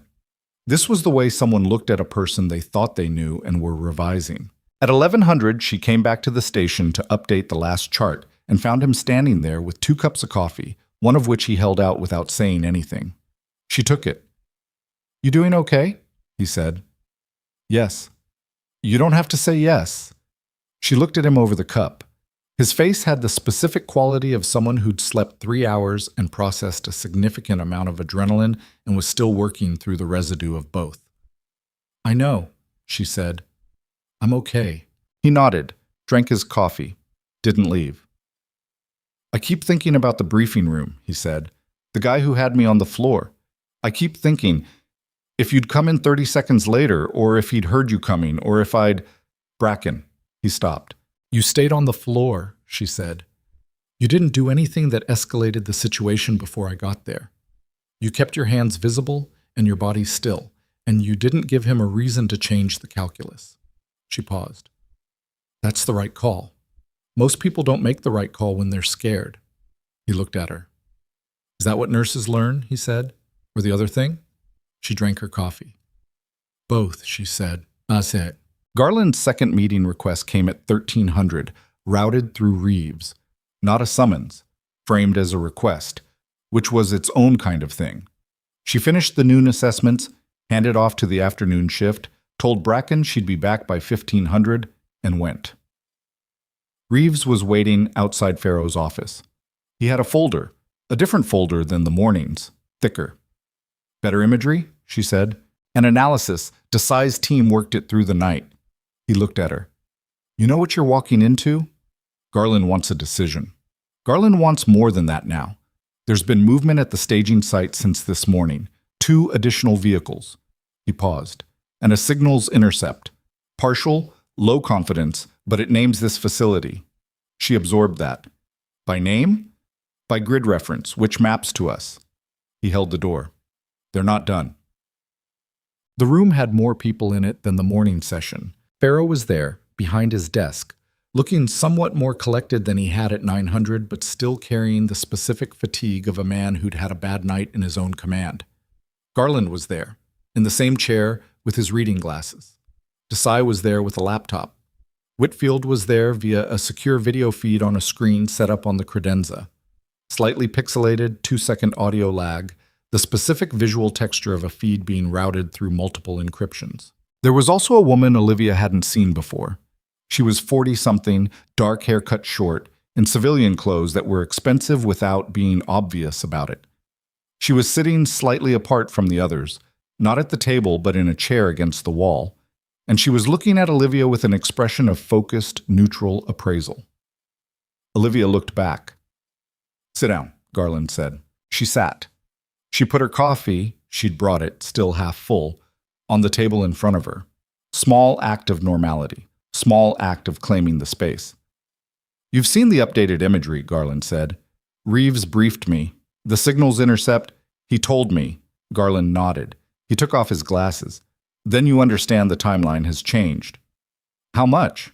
"We assess 48 to 72 hours before the next action, possibly less." He set the glasses down. "Last night was reconnaissance in force. They know the outpost response time, the QRF capability, the communication architecture. Or what they thought was the communication architecture before you sent that transmission." He paused. "What they don't know is the asset they didn't account for." "They think I'm a nurse who got lucky," she said. "Yes. That window closes the moment I do anything that looks like what I actually am." "Correct. So whatever you're proposing has to happen before they have reason to reassess." Garland looked at the woman against the wall. Something passed between them. "The intelligence gap we discussed this morning," Garland said. "The network coordinating these attacks. We have a partial picture. Financing, regional command structure, 2 of the field coordinators. What we don't have is the forward logistics element. The person or persons who are selecting the targets, building the technical approach, doing the on-site reconnaissance." "The person who cased this outpost," she said. "Yes. The dry riverbed, the sensor array vulnerabilities, the communications architecture, that's detailed site-specific knowledge. Someone walked this facility, not in the attack element, earlier, with cover." She looked at the table. The shape of it was becoming clear, not the operational detail, not yet, but the shape. The reason for this specific room, this specific combination of people. "You have a suspect," she said. Garland was quiet for a moment. "We have a person of interest," the woman against the wall said. Her voice was even, measured, with a slight trace of an accent Olivia couldn't immediately place. "A man who has had documented contact with coalition outposts in this region over the past 18 months. Local civilian, contract logistics support. He's been inside coalition facilities. Multiple times, nothing actionable. His documents are legitimate. His employment history is verifiable. His behavior on site has never triggered a security review. Until now.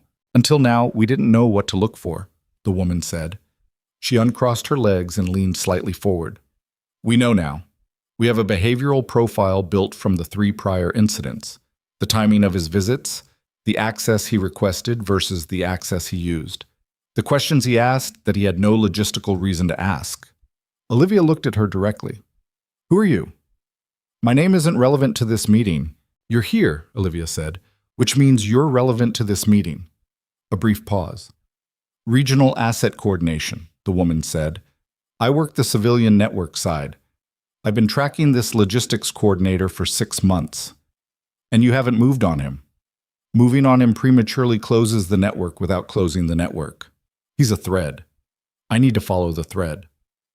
Olivia looked at Garland. "You want me to make contact with him?" she said. "We want you to be present when he makes contact with you," Garland said. "Which he will, because the staging site activity suggests the next operation is in its final planning phase, and the forward coordinator is going to want a last on-site look." He'll come back to the outpost. We believe so. As a logistics contractor, he has standing access. He'll request it, and it'll be approved because nothing in his record flags a denial. Unless I'm here when he arrives. Garland said nothing. And you're thinking he'll recognize me, she said, or I'll recognize him. Or both. The woman against the wall, Garland started. My name is Soren, the woman said. You can use that.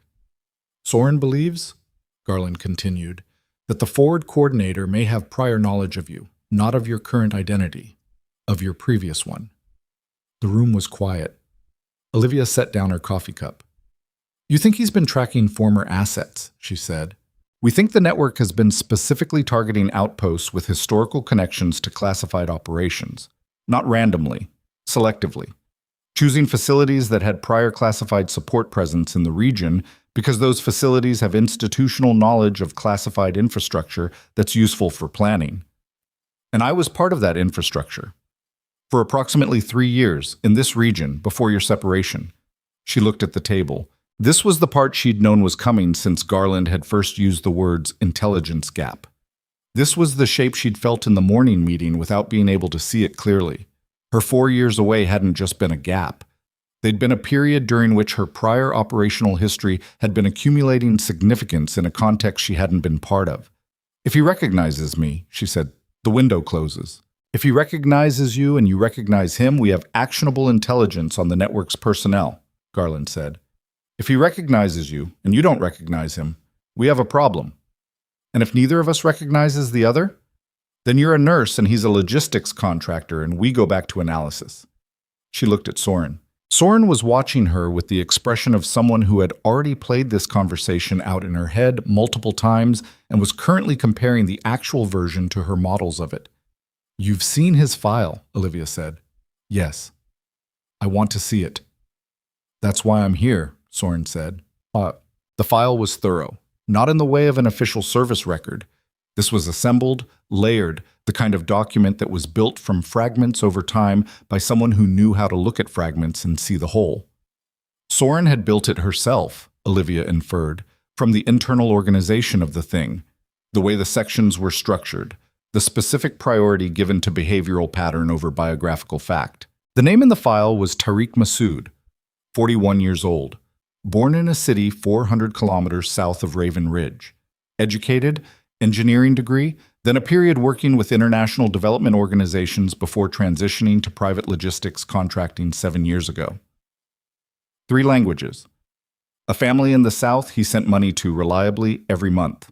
A quiet, ordinary life built around paperwork and supply chains, and the specific unremarkability of a man who understood that the best cover was the truth, with one important thing missing from it. She went through the photographs. The face wasn't one she knew. She went through them carefully. Entry photos from 3 separate coalition facilities, contractor ID images from 2 different companies, one surveillance photo taken from a distance at a checkpoint. She looked at all of them. I don't recognize him, she said. Are you certain? No. She was being honest. I knew a lot of people under a lot of names. If he was operational 4 years ago or earlier, there are faces I didn't see directly. There are networks I interfaced with that I didn't have full visibility into. But nothing here triggers a recognition. Nothing triggers a recognition, she said. That doesn't mean he doesn't have one. Soren took the file back and closed it. There's something else, Soren said. Olivia waited. The signals intercept we mentioned, the one naming this facility by grid reference. Soren pulled a single printed page from the back of the folder.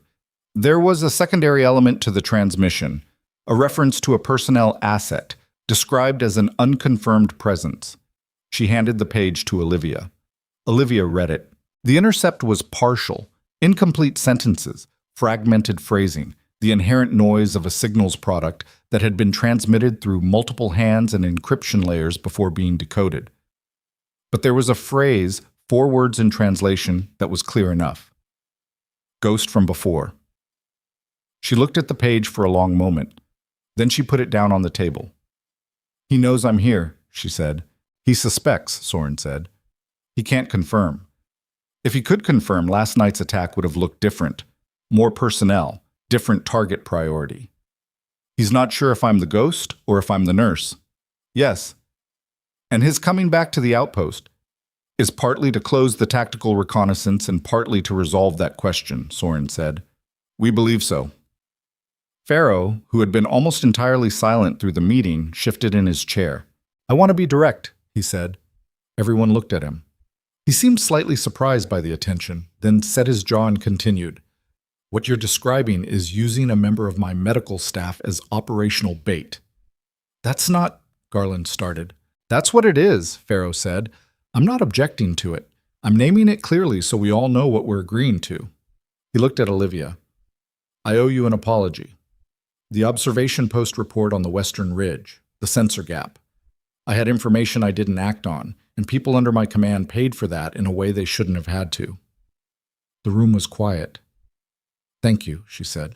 I'm also telling you that whatever you decide in the next 5 minutes, your position at this facility is not contingent on it. You're a member of my staff. That's been made, he glanced at Garland, appropriately formalized. Pharaoh, Garland said carefully. I'm the commanding officer of this installation, Pharaoh said, without heat, without particular emphasis. Just a man restating a fact. And I'm saying that whatever she decides, it stands. Olivia looked at him. She was not, she discovered, unmoved by this. She had not expected it. She looked at the printed intercept page on the table. Ghost from before. 4 words in translation from a signals product built on fragments. 4 words that meant someone out there had spent time thinking about her, specifically as a problem to be resolved. Not as a person, as a variable, as an unconfirmed presence in a calculation. She knew how that felt from both sides. Tell me what contact looks like, she said. If he comes back, what his access request would show, what his cover reason would be, how long he'd be on site. Garland and Soren exchanged a look. Soren opened the folder again. But the plan was not elegant.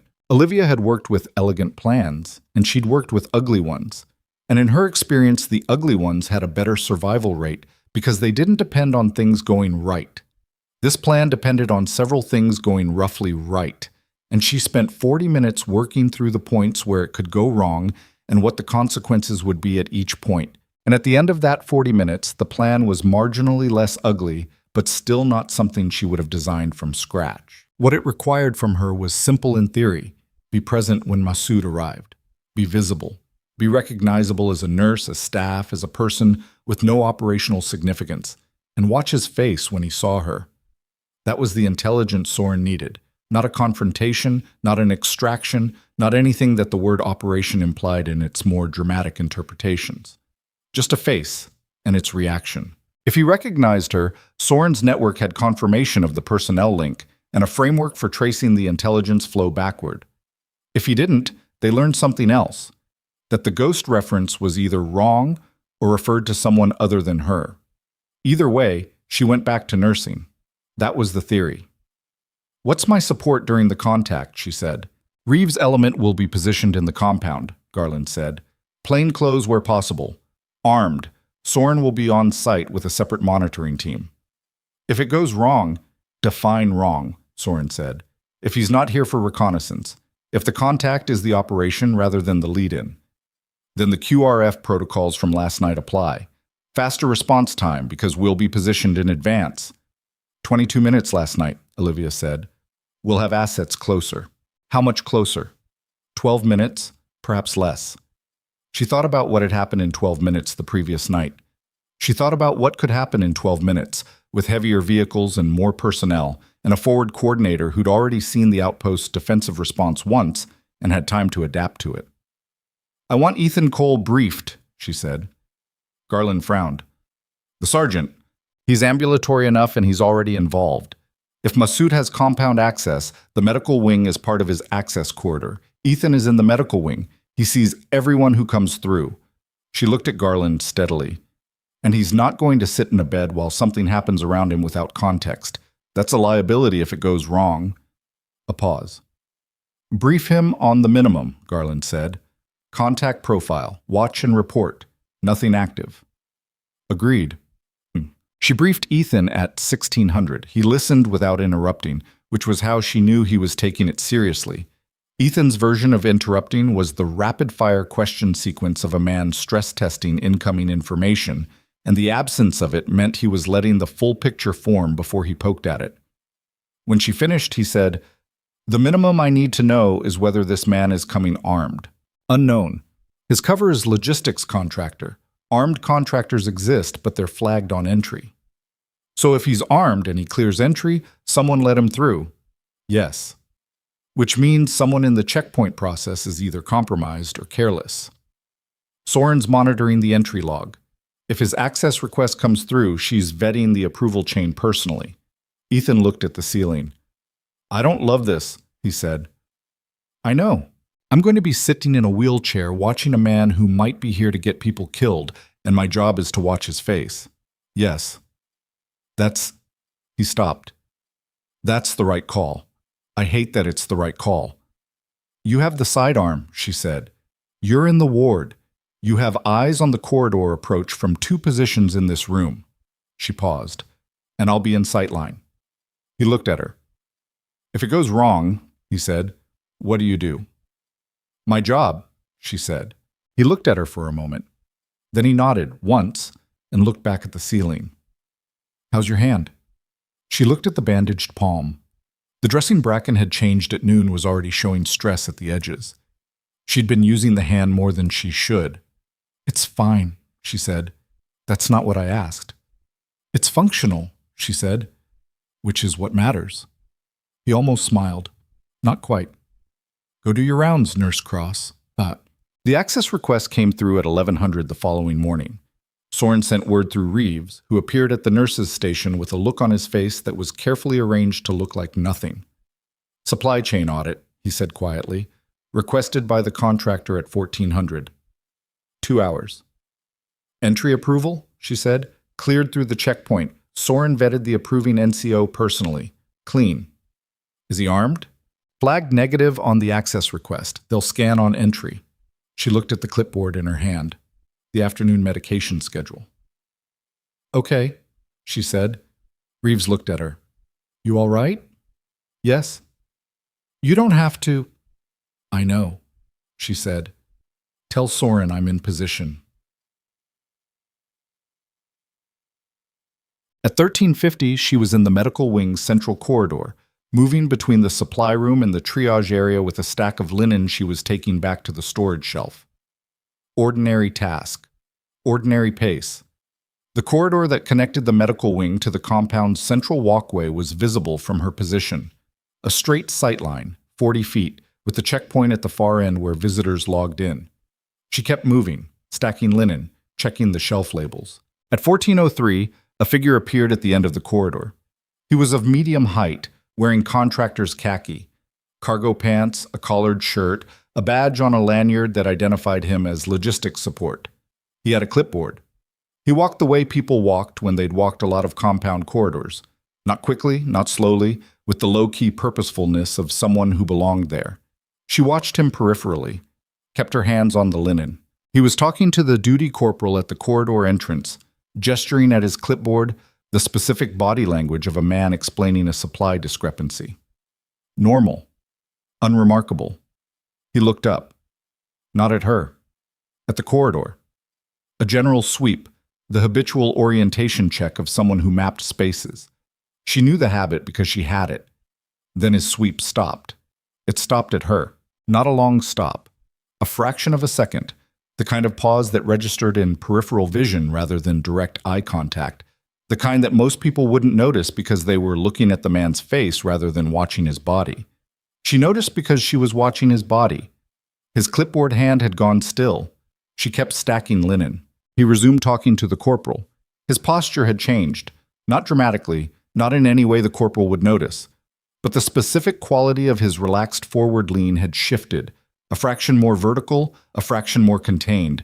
The subcutaneous adjustment of a man whose mental model had just been updated with a significant variable.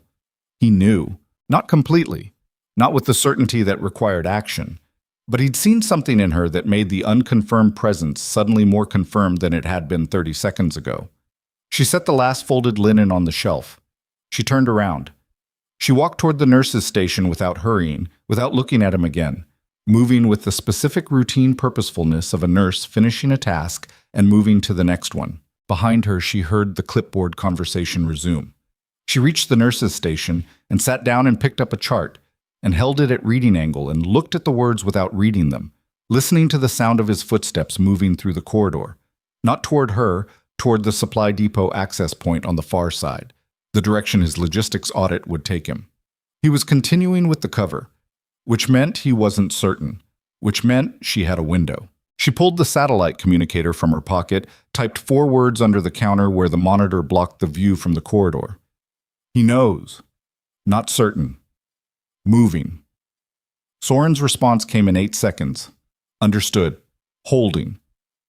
She put the communicator away and picked up the chart again and read the first line of the medication notes, and her hands, both of them, the bandaged one and the clean one, were steady.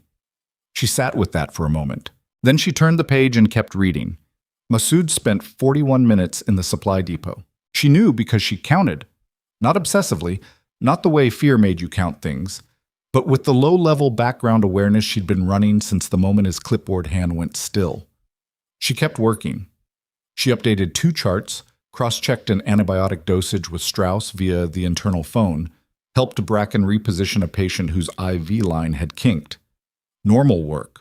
Real work. The kind that required enough attention that it couldn't be performed by someone who was only pretending. At 14:44, Masood came back through the central corridor heading for the exit.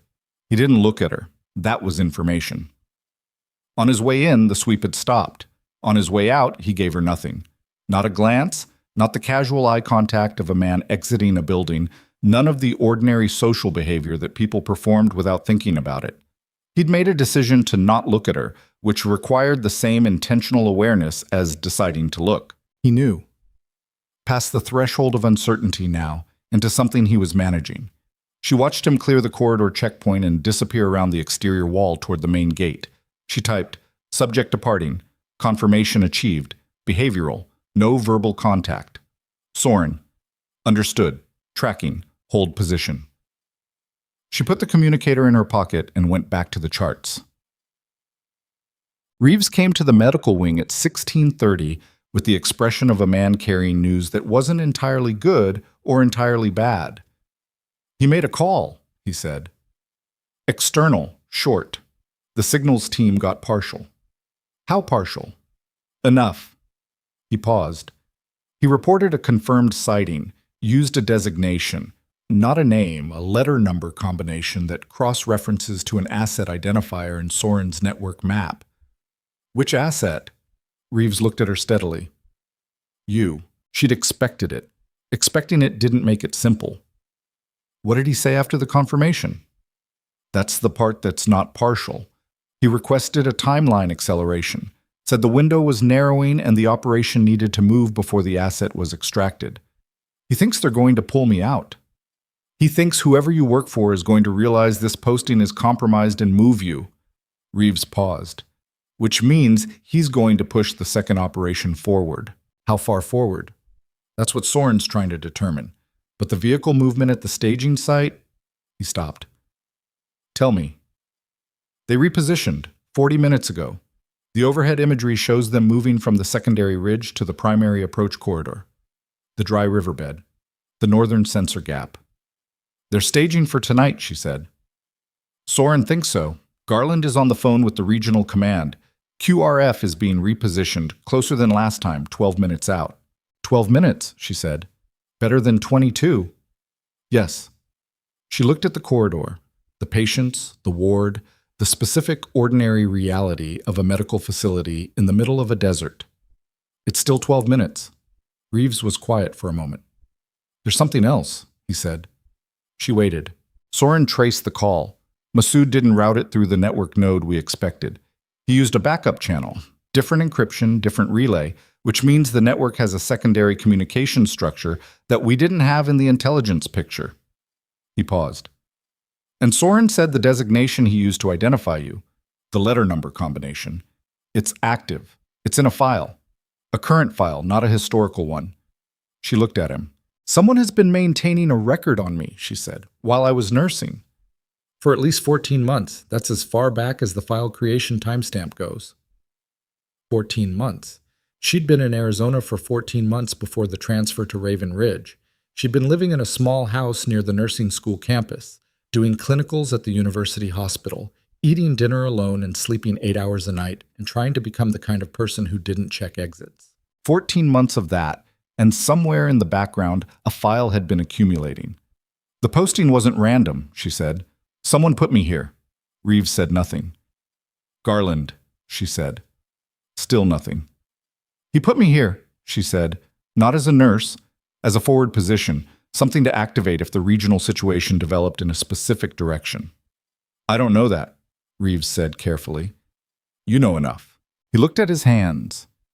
He was not a man built for this kind of conversation.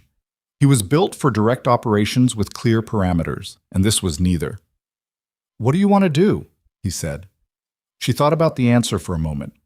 Right now, she said, I want to check on my patients. What? She found Garland in Farrow's office at 1700. She hadn't been summoned. She knocked and walked in, which produced a brief flicker of something in Garland's expression. Surprise, recalibration, before he settled back to neutral. Farrow was there. Soren was on a laptop screen, video feed, looking focused and slightly elsewhere the way field people looked when they were monitoring multiple things simultaneously. The posting, Olivia said. She didn't sit. Tell me. Garland looked at her. Sit down, he said. Tell me, she said again. A pause. The regional situation had been developing for 11 months when the posting became available, Garland said. The prior nurse at this facility transferred out. The position needed to be filled. There was a pool of candidates, and I was selected. You were identified as a candidate whose presence at this specific facility, if the regional situation continued to develop in the direction it was developing, would provide a capability that no other candidate provided. You put me here as a contingency asset. You were hired as a nurse, Garland said. Your credentials are real. Your work here has been real. The posting was not a cover. It was a real position that we identified as strategically placed. That's a careful distinction. It's an accurate one. She looked at him. He looked back. He was not, she thought, a dishonest man. He was a man who worked in a field where honesty was a precision instrument rather than a general principle, deployed where it achieved specific effects and withheld where it didn't. You knew the network had a file on me, she said. We suspected.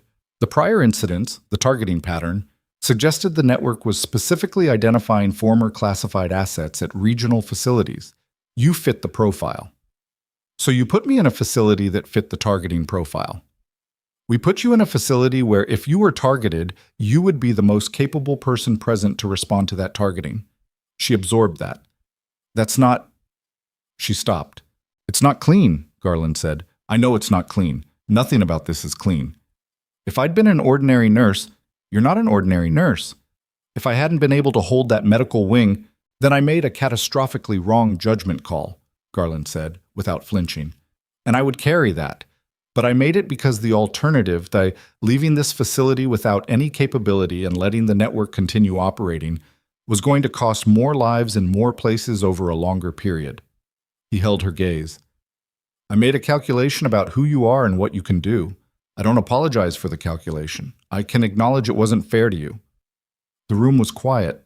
Farrow was looking at the desk. On the laptop screen, Soren was looking at her.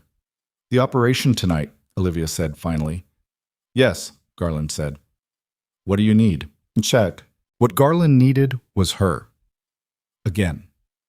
Specifically her. Specifically her knowledge of the site. Specifically the intelligence she'd accumulated about the approach corridor and the vehicle signatures and the tactical behavior of an attack element that had now shown its methodology once and would adapt it the second time. What the operation needed was someone who could read the adaptation in real time. The QRF was positioned at a staging point 8 kilometers south, closer than last time, faster than last time, but still not inside the wire. The outpost's own defensive element, Farrow's people, reinforced since the prior night, was positioned and briefed. Soren's monitoring team was embedded in the compound's exterior posts. What none of that gave them was a coherent picture of the approach in the minutes before the attack element committed to the assault. Last time, that picture had lived in Olivia's head. The observation post on the western ridge, the sensor gap, the sequence systems attack. She'd assembled it from fragments that nobody else had been assembling. She'd been wrong about some of it and right about enough. This time she was on the roof before sunset, not alone. Reeves had 2 soldiers in position on the adjacent HVAC cluster, rifles, night optics. Soren had a communications relay team in the eastern corner of the compound wall. Everyone had the QRF frequency. The desert at dusk was a different landscape than it was at noon. The heat shimmer died, the colors went orange, then purple, then flat gray, and in that flat gray the terrain features sharpened. She could see the primary ridge clearly, the mouth of the dry riverbed, the approach corridor she'd traced from the satellite imagery. She settled in behind the parapet with the binoculars and the satellite communicator and a bottle of water she'd remembered to bring this time. She waited. Content. They came at 2240. Not from the north. She saw it before she understood it. The movement pattern was wrong, the approach angle was wrong, and for 2 seconds she thought she was looking at the wrong thing, misreading the terrain. Then she recalibrated. They'd changed the approach. Not the northern corridor, the eastern perimeter, the slope behind the administrative building that the sensor array covered, but that the array's coverage had a 3-degree gap at the base of, a gap she'd identified and flagged in her 3rd day on the roof, and that she'd transmitted to Garland's team, and that she now realized may not have been adequately communicated down to the defensive position layout. She keyed the communicator, typed fast. Eastern perimeter, not north. Base of ridge. Sensor gap, eastern array. Redirect now. Then she was on her feet. Reeves, she said. He was already moving. She was already talking on the QRF frequency. All elements, priority redirect. Eastern perimeter, base of secondary ridge, sensor gap coordinates, follow. She gave the coordinates from memory, the numbers she'd memorized on the roof 3 nights ago because memorizing coordinates was the kind of thing she did without deciding to do it. Below in the compound, she could see the defensive positions beginning to shift. Not fast enough. The approach was close. They'd come in quiet, which meant they'd been moving for a long time, which meant they'd started the approach while Masood was still inside the wire and the defensive attention was oriented north. He'd redirected them with his confirmation call. Not just accelerated the timeline, redirected the axis. They knew we were watching the north, she said, half to herself, half to Reeves, who was crouched beside her now. Can we hold the eastern perimeter with what's positioned there? Not if the vehicle element moves simultaneously. She was looking through the binoculars. The foot element is the distraction. The vehicles... She tracked right. Found them. The dry riverbed mouth was 200 meters east of where she'd expected, a secondary branch she hadn't mapped from the satellite imagery because it was too narrow to register in the resolution they'd given her. There. The riverbed branches. Secondary branch. They're running vehicles through it. She typed it. Soren's response. QRF redirecting. 9 minutes. 9 minutes. Tell me what you need, Reeves said. She was already looking at the compound layout.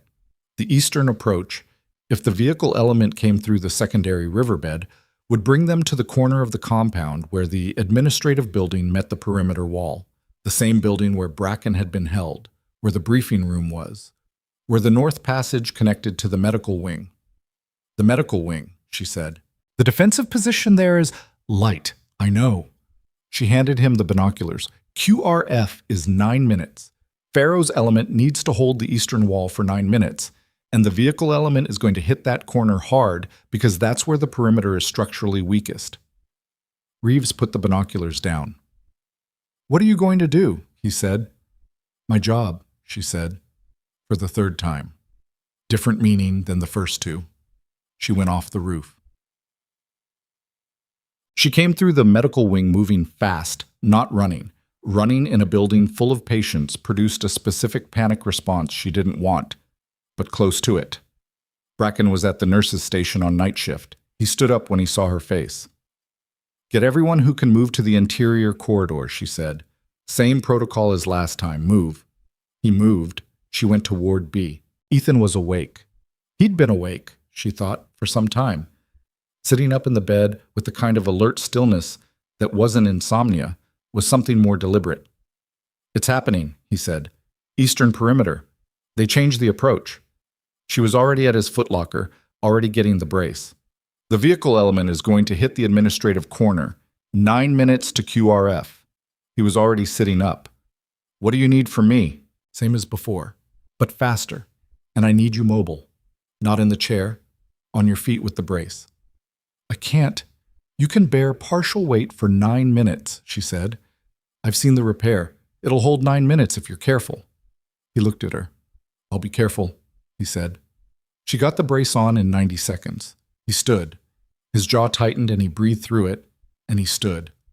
Sidearm, she said. I have it. She handed him the rifle she'd brought down from the roof.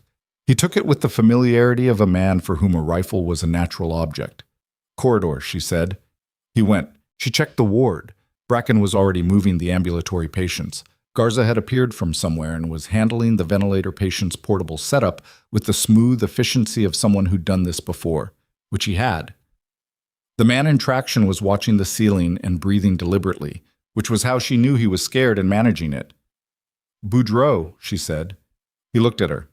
Same as last time, she said. Same as last time, he agreed. She built the mattress barrier around his bed. Faster this time. She knew the geometry. Outside, she could hear it beginning. Not the close-in percussion of the previous night, but the further away concussion of an attack element making contact with a perimeter defense. The compound's defensive element was engaging. She could hear the difference in the exchange, incoming and outgoing, the rhythm of a position that was holding but under pressure. She went to the supply room. The rifle she'd taken off the roof had 12 rounds in the magazine. She found 2 additional magazines in the medical supply room's emergency kit. She'd put them there on day 3, in the same kit under the table move that nobody had asked her about. She loaded 1 magazine, pocketed the spare, and went to the north passage door. She listened. The passage was quiet. The administrative wing was quiet, which was wrong. The administrative wing should have noise. The defensive position there should be engaged. That it was quiet meant one of 2 things. The defensive element there had held the approach, and the attack hadn't committed through that corridor yet, or the defensive element there had been overrun silently enough that nothing had reached her yet. She tested the door. Unlocked, which meant someone had come through it without relocking. The defensive element wouldn't leave a door unlocked behind them if they'd had time to think about it. She opened it and went through. The passage was dark. Emergency lighting at the far end. Amber, the same as before. She cleared the first 2 doors by movement, listening at each. No sound, moving on. At the briefing room, she stopped. The door was open a crack. The specific quality of a door that had been pushed to and hadn't caught in the frame because someone had gone through it quickly. She pushed it open. 2 soldiers, Coalition, Pharaoh's people, were on the floor. Not dead. Zip-tied, weapons stripped, one of them conscious and blinking at her with the expression of a man working through the aftermath of a flashbang or similar disorienting agent. She crouched next to him. How many? She said. 3. His voice was thick. Came through the depot access. We didn't... He stopped. 3. Which way? He pointed toward the secondary exit, the connecting door to the depot. She straightened and went through. The depot was large, dark, smelling of diesel and boxed supplies. She cleared the near stack of crates with her shoulder against the metal shelving and came around the corner into the open floor. 2 of them were here. She knew because they were moving, not looking for her, moving toward the depot's rear access door, which connected to the eastern exterior of the compound. They were heading outward, not inward, not going for the medical wing, going back the way they'd come. She tracked the math. 2 here, 1 unaccounted for. Stop, she said. They stopped. She had the rifle on them. They were armed. The geometry wasn't favorable. She was in a single lane between 2 shelving stacks. They were an open floor. They could split, and she could only track one of them cleanly. They knew it. Put them down, she said. Neither of them moved. Then from behind her, movement, footstep, close, the one she hadn't accounted for coming from the far side of the shelving she'd used for cover. She'd cleared the near stack. She hadn't cleared the far side. She went right. The shot from behind her took the shelving where she'd been standing. Not a suppressed weapon, the sound enormous in the enclosed depot space, close enough that the muzzle pressure was a physical sensation. She came up behind a pallet of supply crates and fired twice at the figure on her right, who who was bringing his weapon up, and he went down. She rolled left, found the partial cover of a support column, looked for the other two.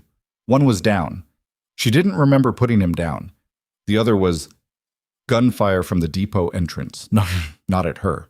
Reeves came through the entrance with two of his soldiers in close formation, and what happened in the next 30 seconds was a violence she was part of but wasn't directing. She moved when she could move and held when she needed to hold, and when it was over, she was behind the support column with her back against it, and the depot was quiet. Reeves's voice. Clear. Her voice, smaller than she intended. Clear.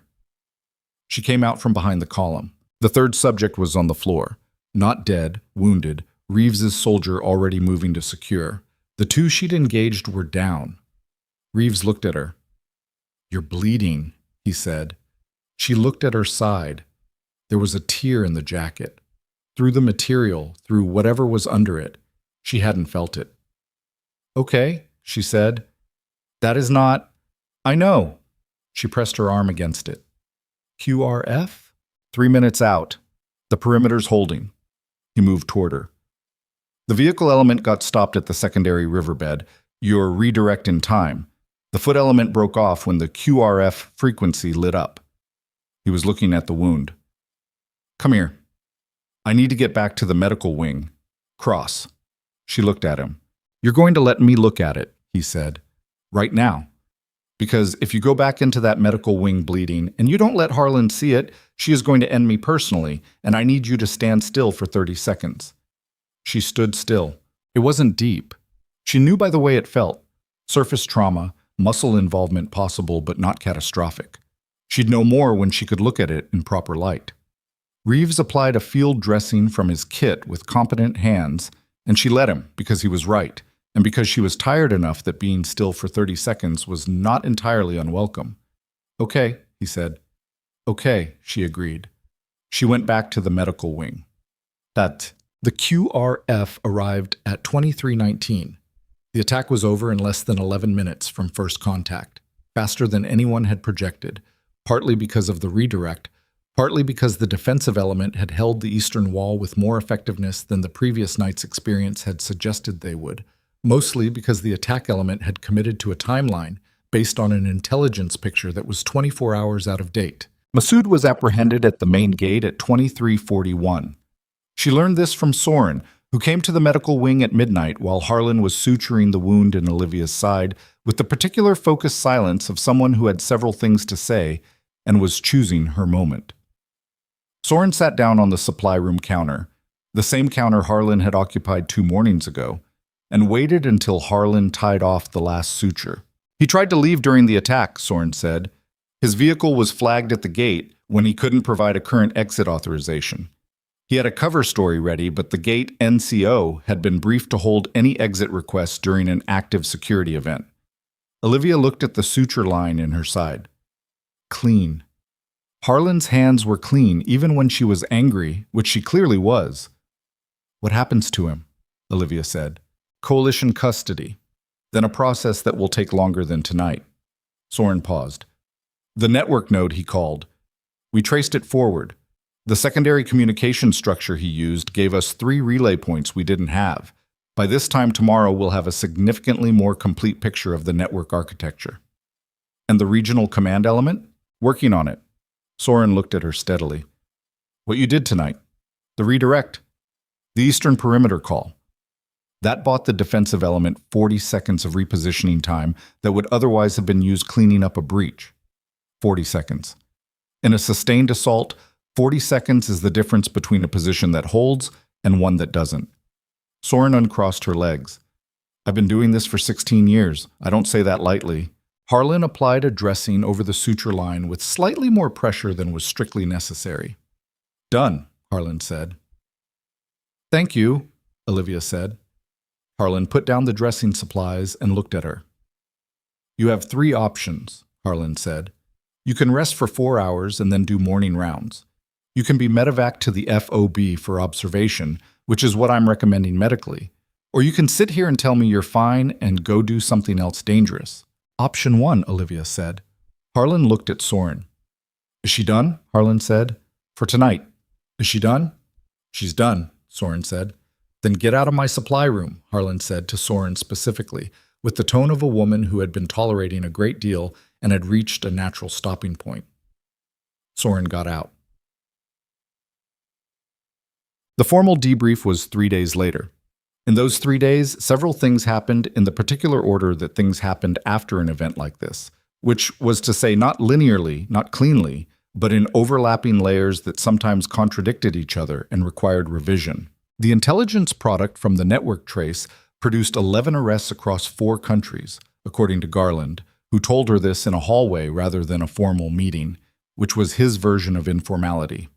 The regional command element was disrupted, not destroyed, he was careful about that word, but disrupted significantly enough that the operational cadence would be broken for months. The logistics contractor, Tariq Massoud, was transferred to a coalition detention facility where he would face a process Garland described with his usual precision instrument honesty as long and consequential.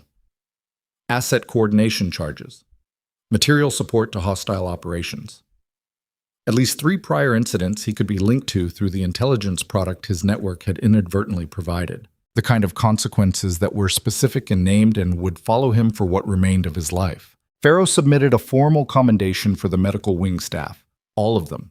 Bracken, Garza, Harlan. 3 coalition soldiers who'd been wounded holding the eastern wall and who were recovering in the wing they'd helped defend.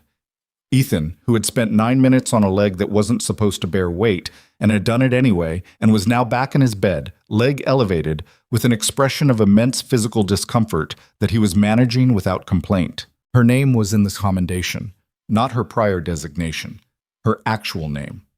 Olivia Cross, R.N. Garland found her in the supply room on the 3rd morning. He did not knock, which she'd expected. He came in and stood near the door and looked at her restocking the hemostatic dressing shelf with the kind of look that meant he had something to say and was working out how to say it. "The posting," she said without turning around. "You're going to tell me it's been extended." "I'm going to give you a choice," he said. "Which is more than I gave you before." She put down the last box and turned. "Option 1, he said. You stay here. Official capacity, what? Medical staff formalized with appropriate security credentials and a defined scope for intelligence consultation. Not operational. Advisory." He paused. "The facility is going to be rebuilt and expanded. The medical wing is getting a significant resource investment. Harlan has been asked to stay on as head of the expanded wing. And option 2, you go back. Nursing credential, different posting, somewhere quiet. We do not contact you again." He said it without apparent judgment. "Both options are real. I mean that." She looked at him. "You mean it now," she said. "Because of the last 4 days." "I meant it before the last 4 days. I was less certain you'd believe it." He paused. "I'm not a sentimental man, Cross. I put you in a position that wasn't fair and it worked out. I'm aware that it could have gone differently. I'm aware that you had every reason to be furious about it." "I am furious about it," she said.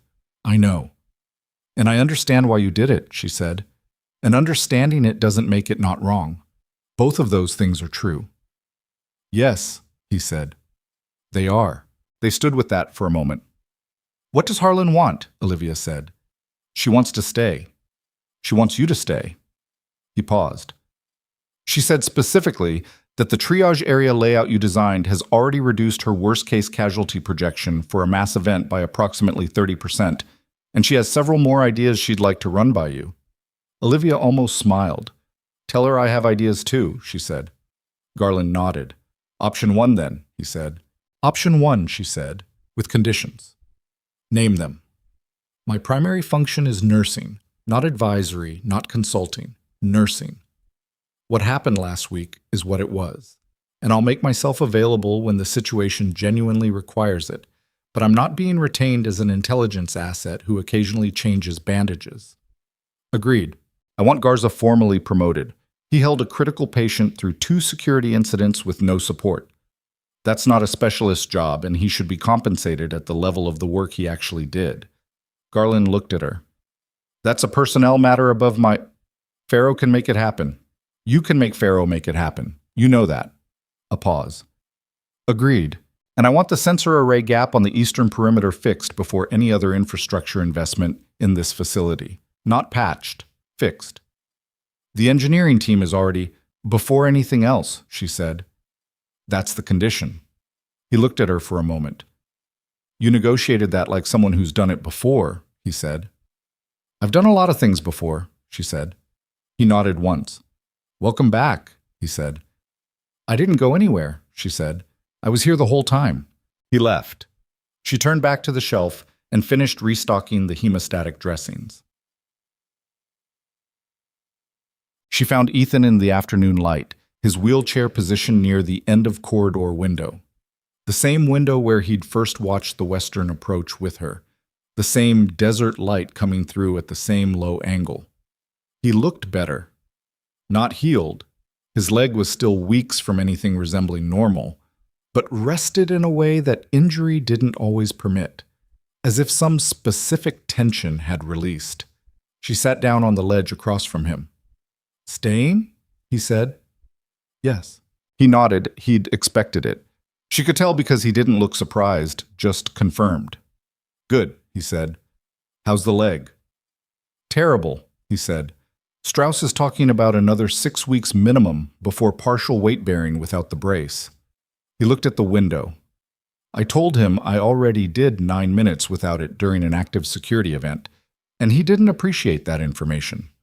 Strauss is right, she said. You're lucky the repair held. I know I'm lucky the repair held. He looked at her. I'm also aware that I did it anyway, and I'd do it again. I know, she said. They sat with the desert light for a moment. What happens to you now? He said. Officially, medical staff formalized with a secondary advisory scope, which means you're staying as a nurse who also does the other thing when it's required. Yes. How do you feel about that? She looked at the window. The western approach was empty, the same emptiness it had been for 11 days before the first observation post appeared on the ridge. It would be empty again, and she would watch it the way she always watched things, and that was simply the truth of who she was. I feel like it's the most honest version of what I am, she said, which is not comfortable but is better than the alternative. Which alternative? Pretending I'm only one thing, she said. Either one. Ethan was quiet for a moment. When I get out of this chair, he said, I'm going to request reassignment to this facility. She looked at him. Pharaoh's expanding, he said. He's going to need experienced ground personnel. I'm experienced. He shrugged, which moved his upper body in the way of someone for whom shrugging required consideration. And I'm told the medical staff here is exceptional. Sergeant Cole? I know, he said. I know what I'm saying and I know what it isn't. I'm not... He stopped, found the words. I'm not looking for anything except to be in a place where the work matters and the people next to me are worth trusting. He looked at her directly. That's here. She looked at him for a moment. Talk to Pharaoh, she said. He's going to say yes. I know, he said. I just wanted to tell you first. The expanded medical wing opened 4 months later. It was larger than the original. 14 additional beds, an upgraded surgical suite, a trauma bay designed from the ground up with Harlan's specifications and, in significant part, with Olivia's.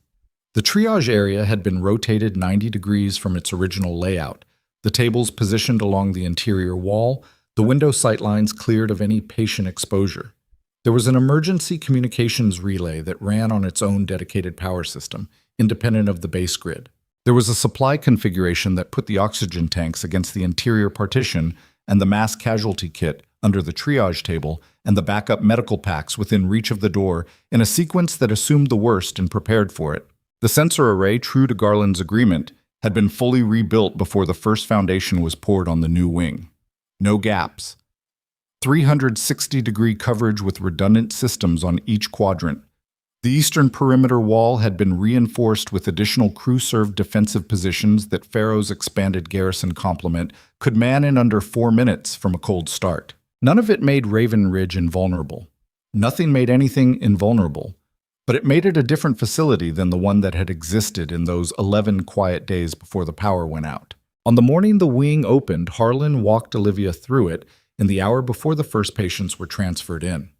They went room by room, the way Olivia had gone room by room on her second day. the layout, the exits, the sight lines, the supply positions. Harlan knew all of it. She'd helped design it. At the triage area, Harlan stopped. "You know what I keep thinking about?" Harlan said. "Tell me." "The yellow legal pad. You drew me a sketch on a yellow legal pad 8 days before everything happened, and I told you I'd think about it, and I didn't change anything." She paused. "And I've thought about that a lot." "You were working with what you had," Olivia said. "An unexplained new nurse with boundary issues and strong opinions about furniture placement. Is that what you were?" Among other things, Harlan looked at the triage area, the tables in their new positions, the clean lines of a space designed to receive broken people and make them less broken. "I'm glad you were here," Harlan said. "Even if you weren't supposed to be here the way you were here. I'm still glad." Olivia looked at the room. "I'm glad too," she said, and meant it. Both halves of it, the complicated part and the simple part, the nurse and the other thing. The person who'd spent 4 years trying to separate those halves and had learned in 11 days and 2 nights and a wound that was still pulling slightly when she moved a certain way that the separation was never going to hold. She was both. She had always been both. It had taken a medical wing in a desert outpost and 23 people who needed her to be exactly who she was to finally stop treating that as a problem. Ethan reported for duty 6 weeks after the wing opened. She was in the supply room when he came through, walking, brace on, a controlled and deliberate gait that was going to need another 3 months of physical therapy before it was what it had been. He had a duffel bag. He had his transfer orders. He stopped at the supply room door. "Reporting in," he said. She looked up from the inventory she was doing. "Harlan's office," she said. "Second door on the left. She's expecting you." "Good brief." "I told her you'd be on time." He looked at her, a look that carried a specific weight, not heavy, not sentimental, something more functional than either. The look of 2 people who had been in the same bad place at the same bad time and had made the same decision about what that meant. "Good to be here," he said. "Good to have you," she said. He went to find Harlan. She went back to the inventory. Outside, the desert was the same desert. Same heat, same flat light, same horizon that went on until it didn't. Raven Ridge sat against its ridge of burnt orange rock the way it always had, unchanged in the way that places were unchanged and completely different in every way that mattered. The people inside it were alive. That was the number that counted, not the tactical assessments or the intelligence product or the network nodes disrupted.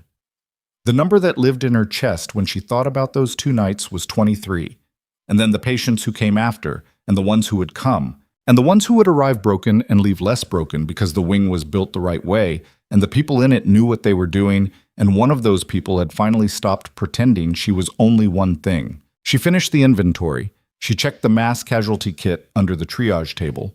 There, accessible, ready. She went to do her rounds. The people who protect us are rarely who we expect them to be. Sometimes the quietest person in the room is the one who has been caring the most. Not because they have to, but because they chose to. Never mistake someone's silence for weakness. Never mistake their stillness for absence. The most capable people you will ever meet are often the ones you almost didn't notice at all.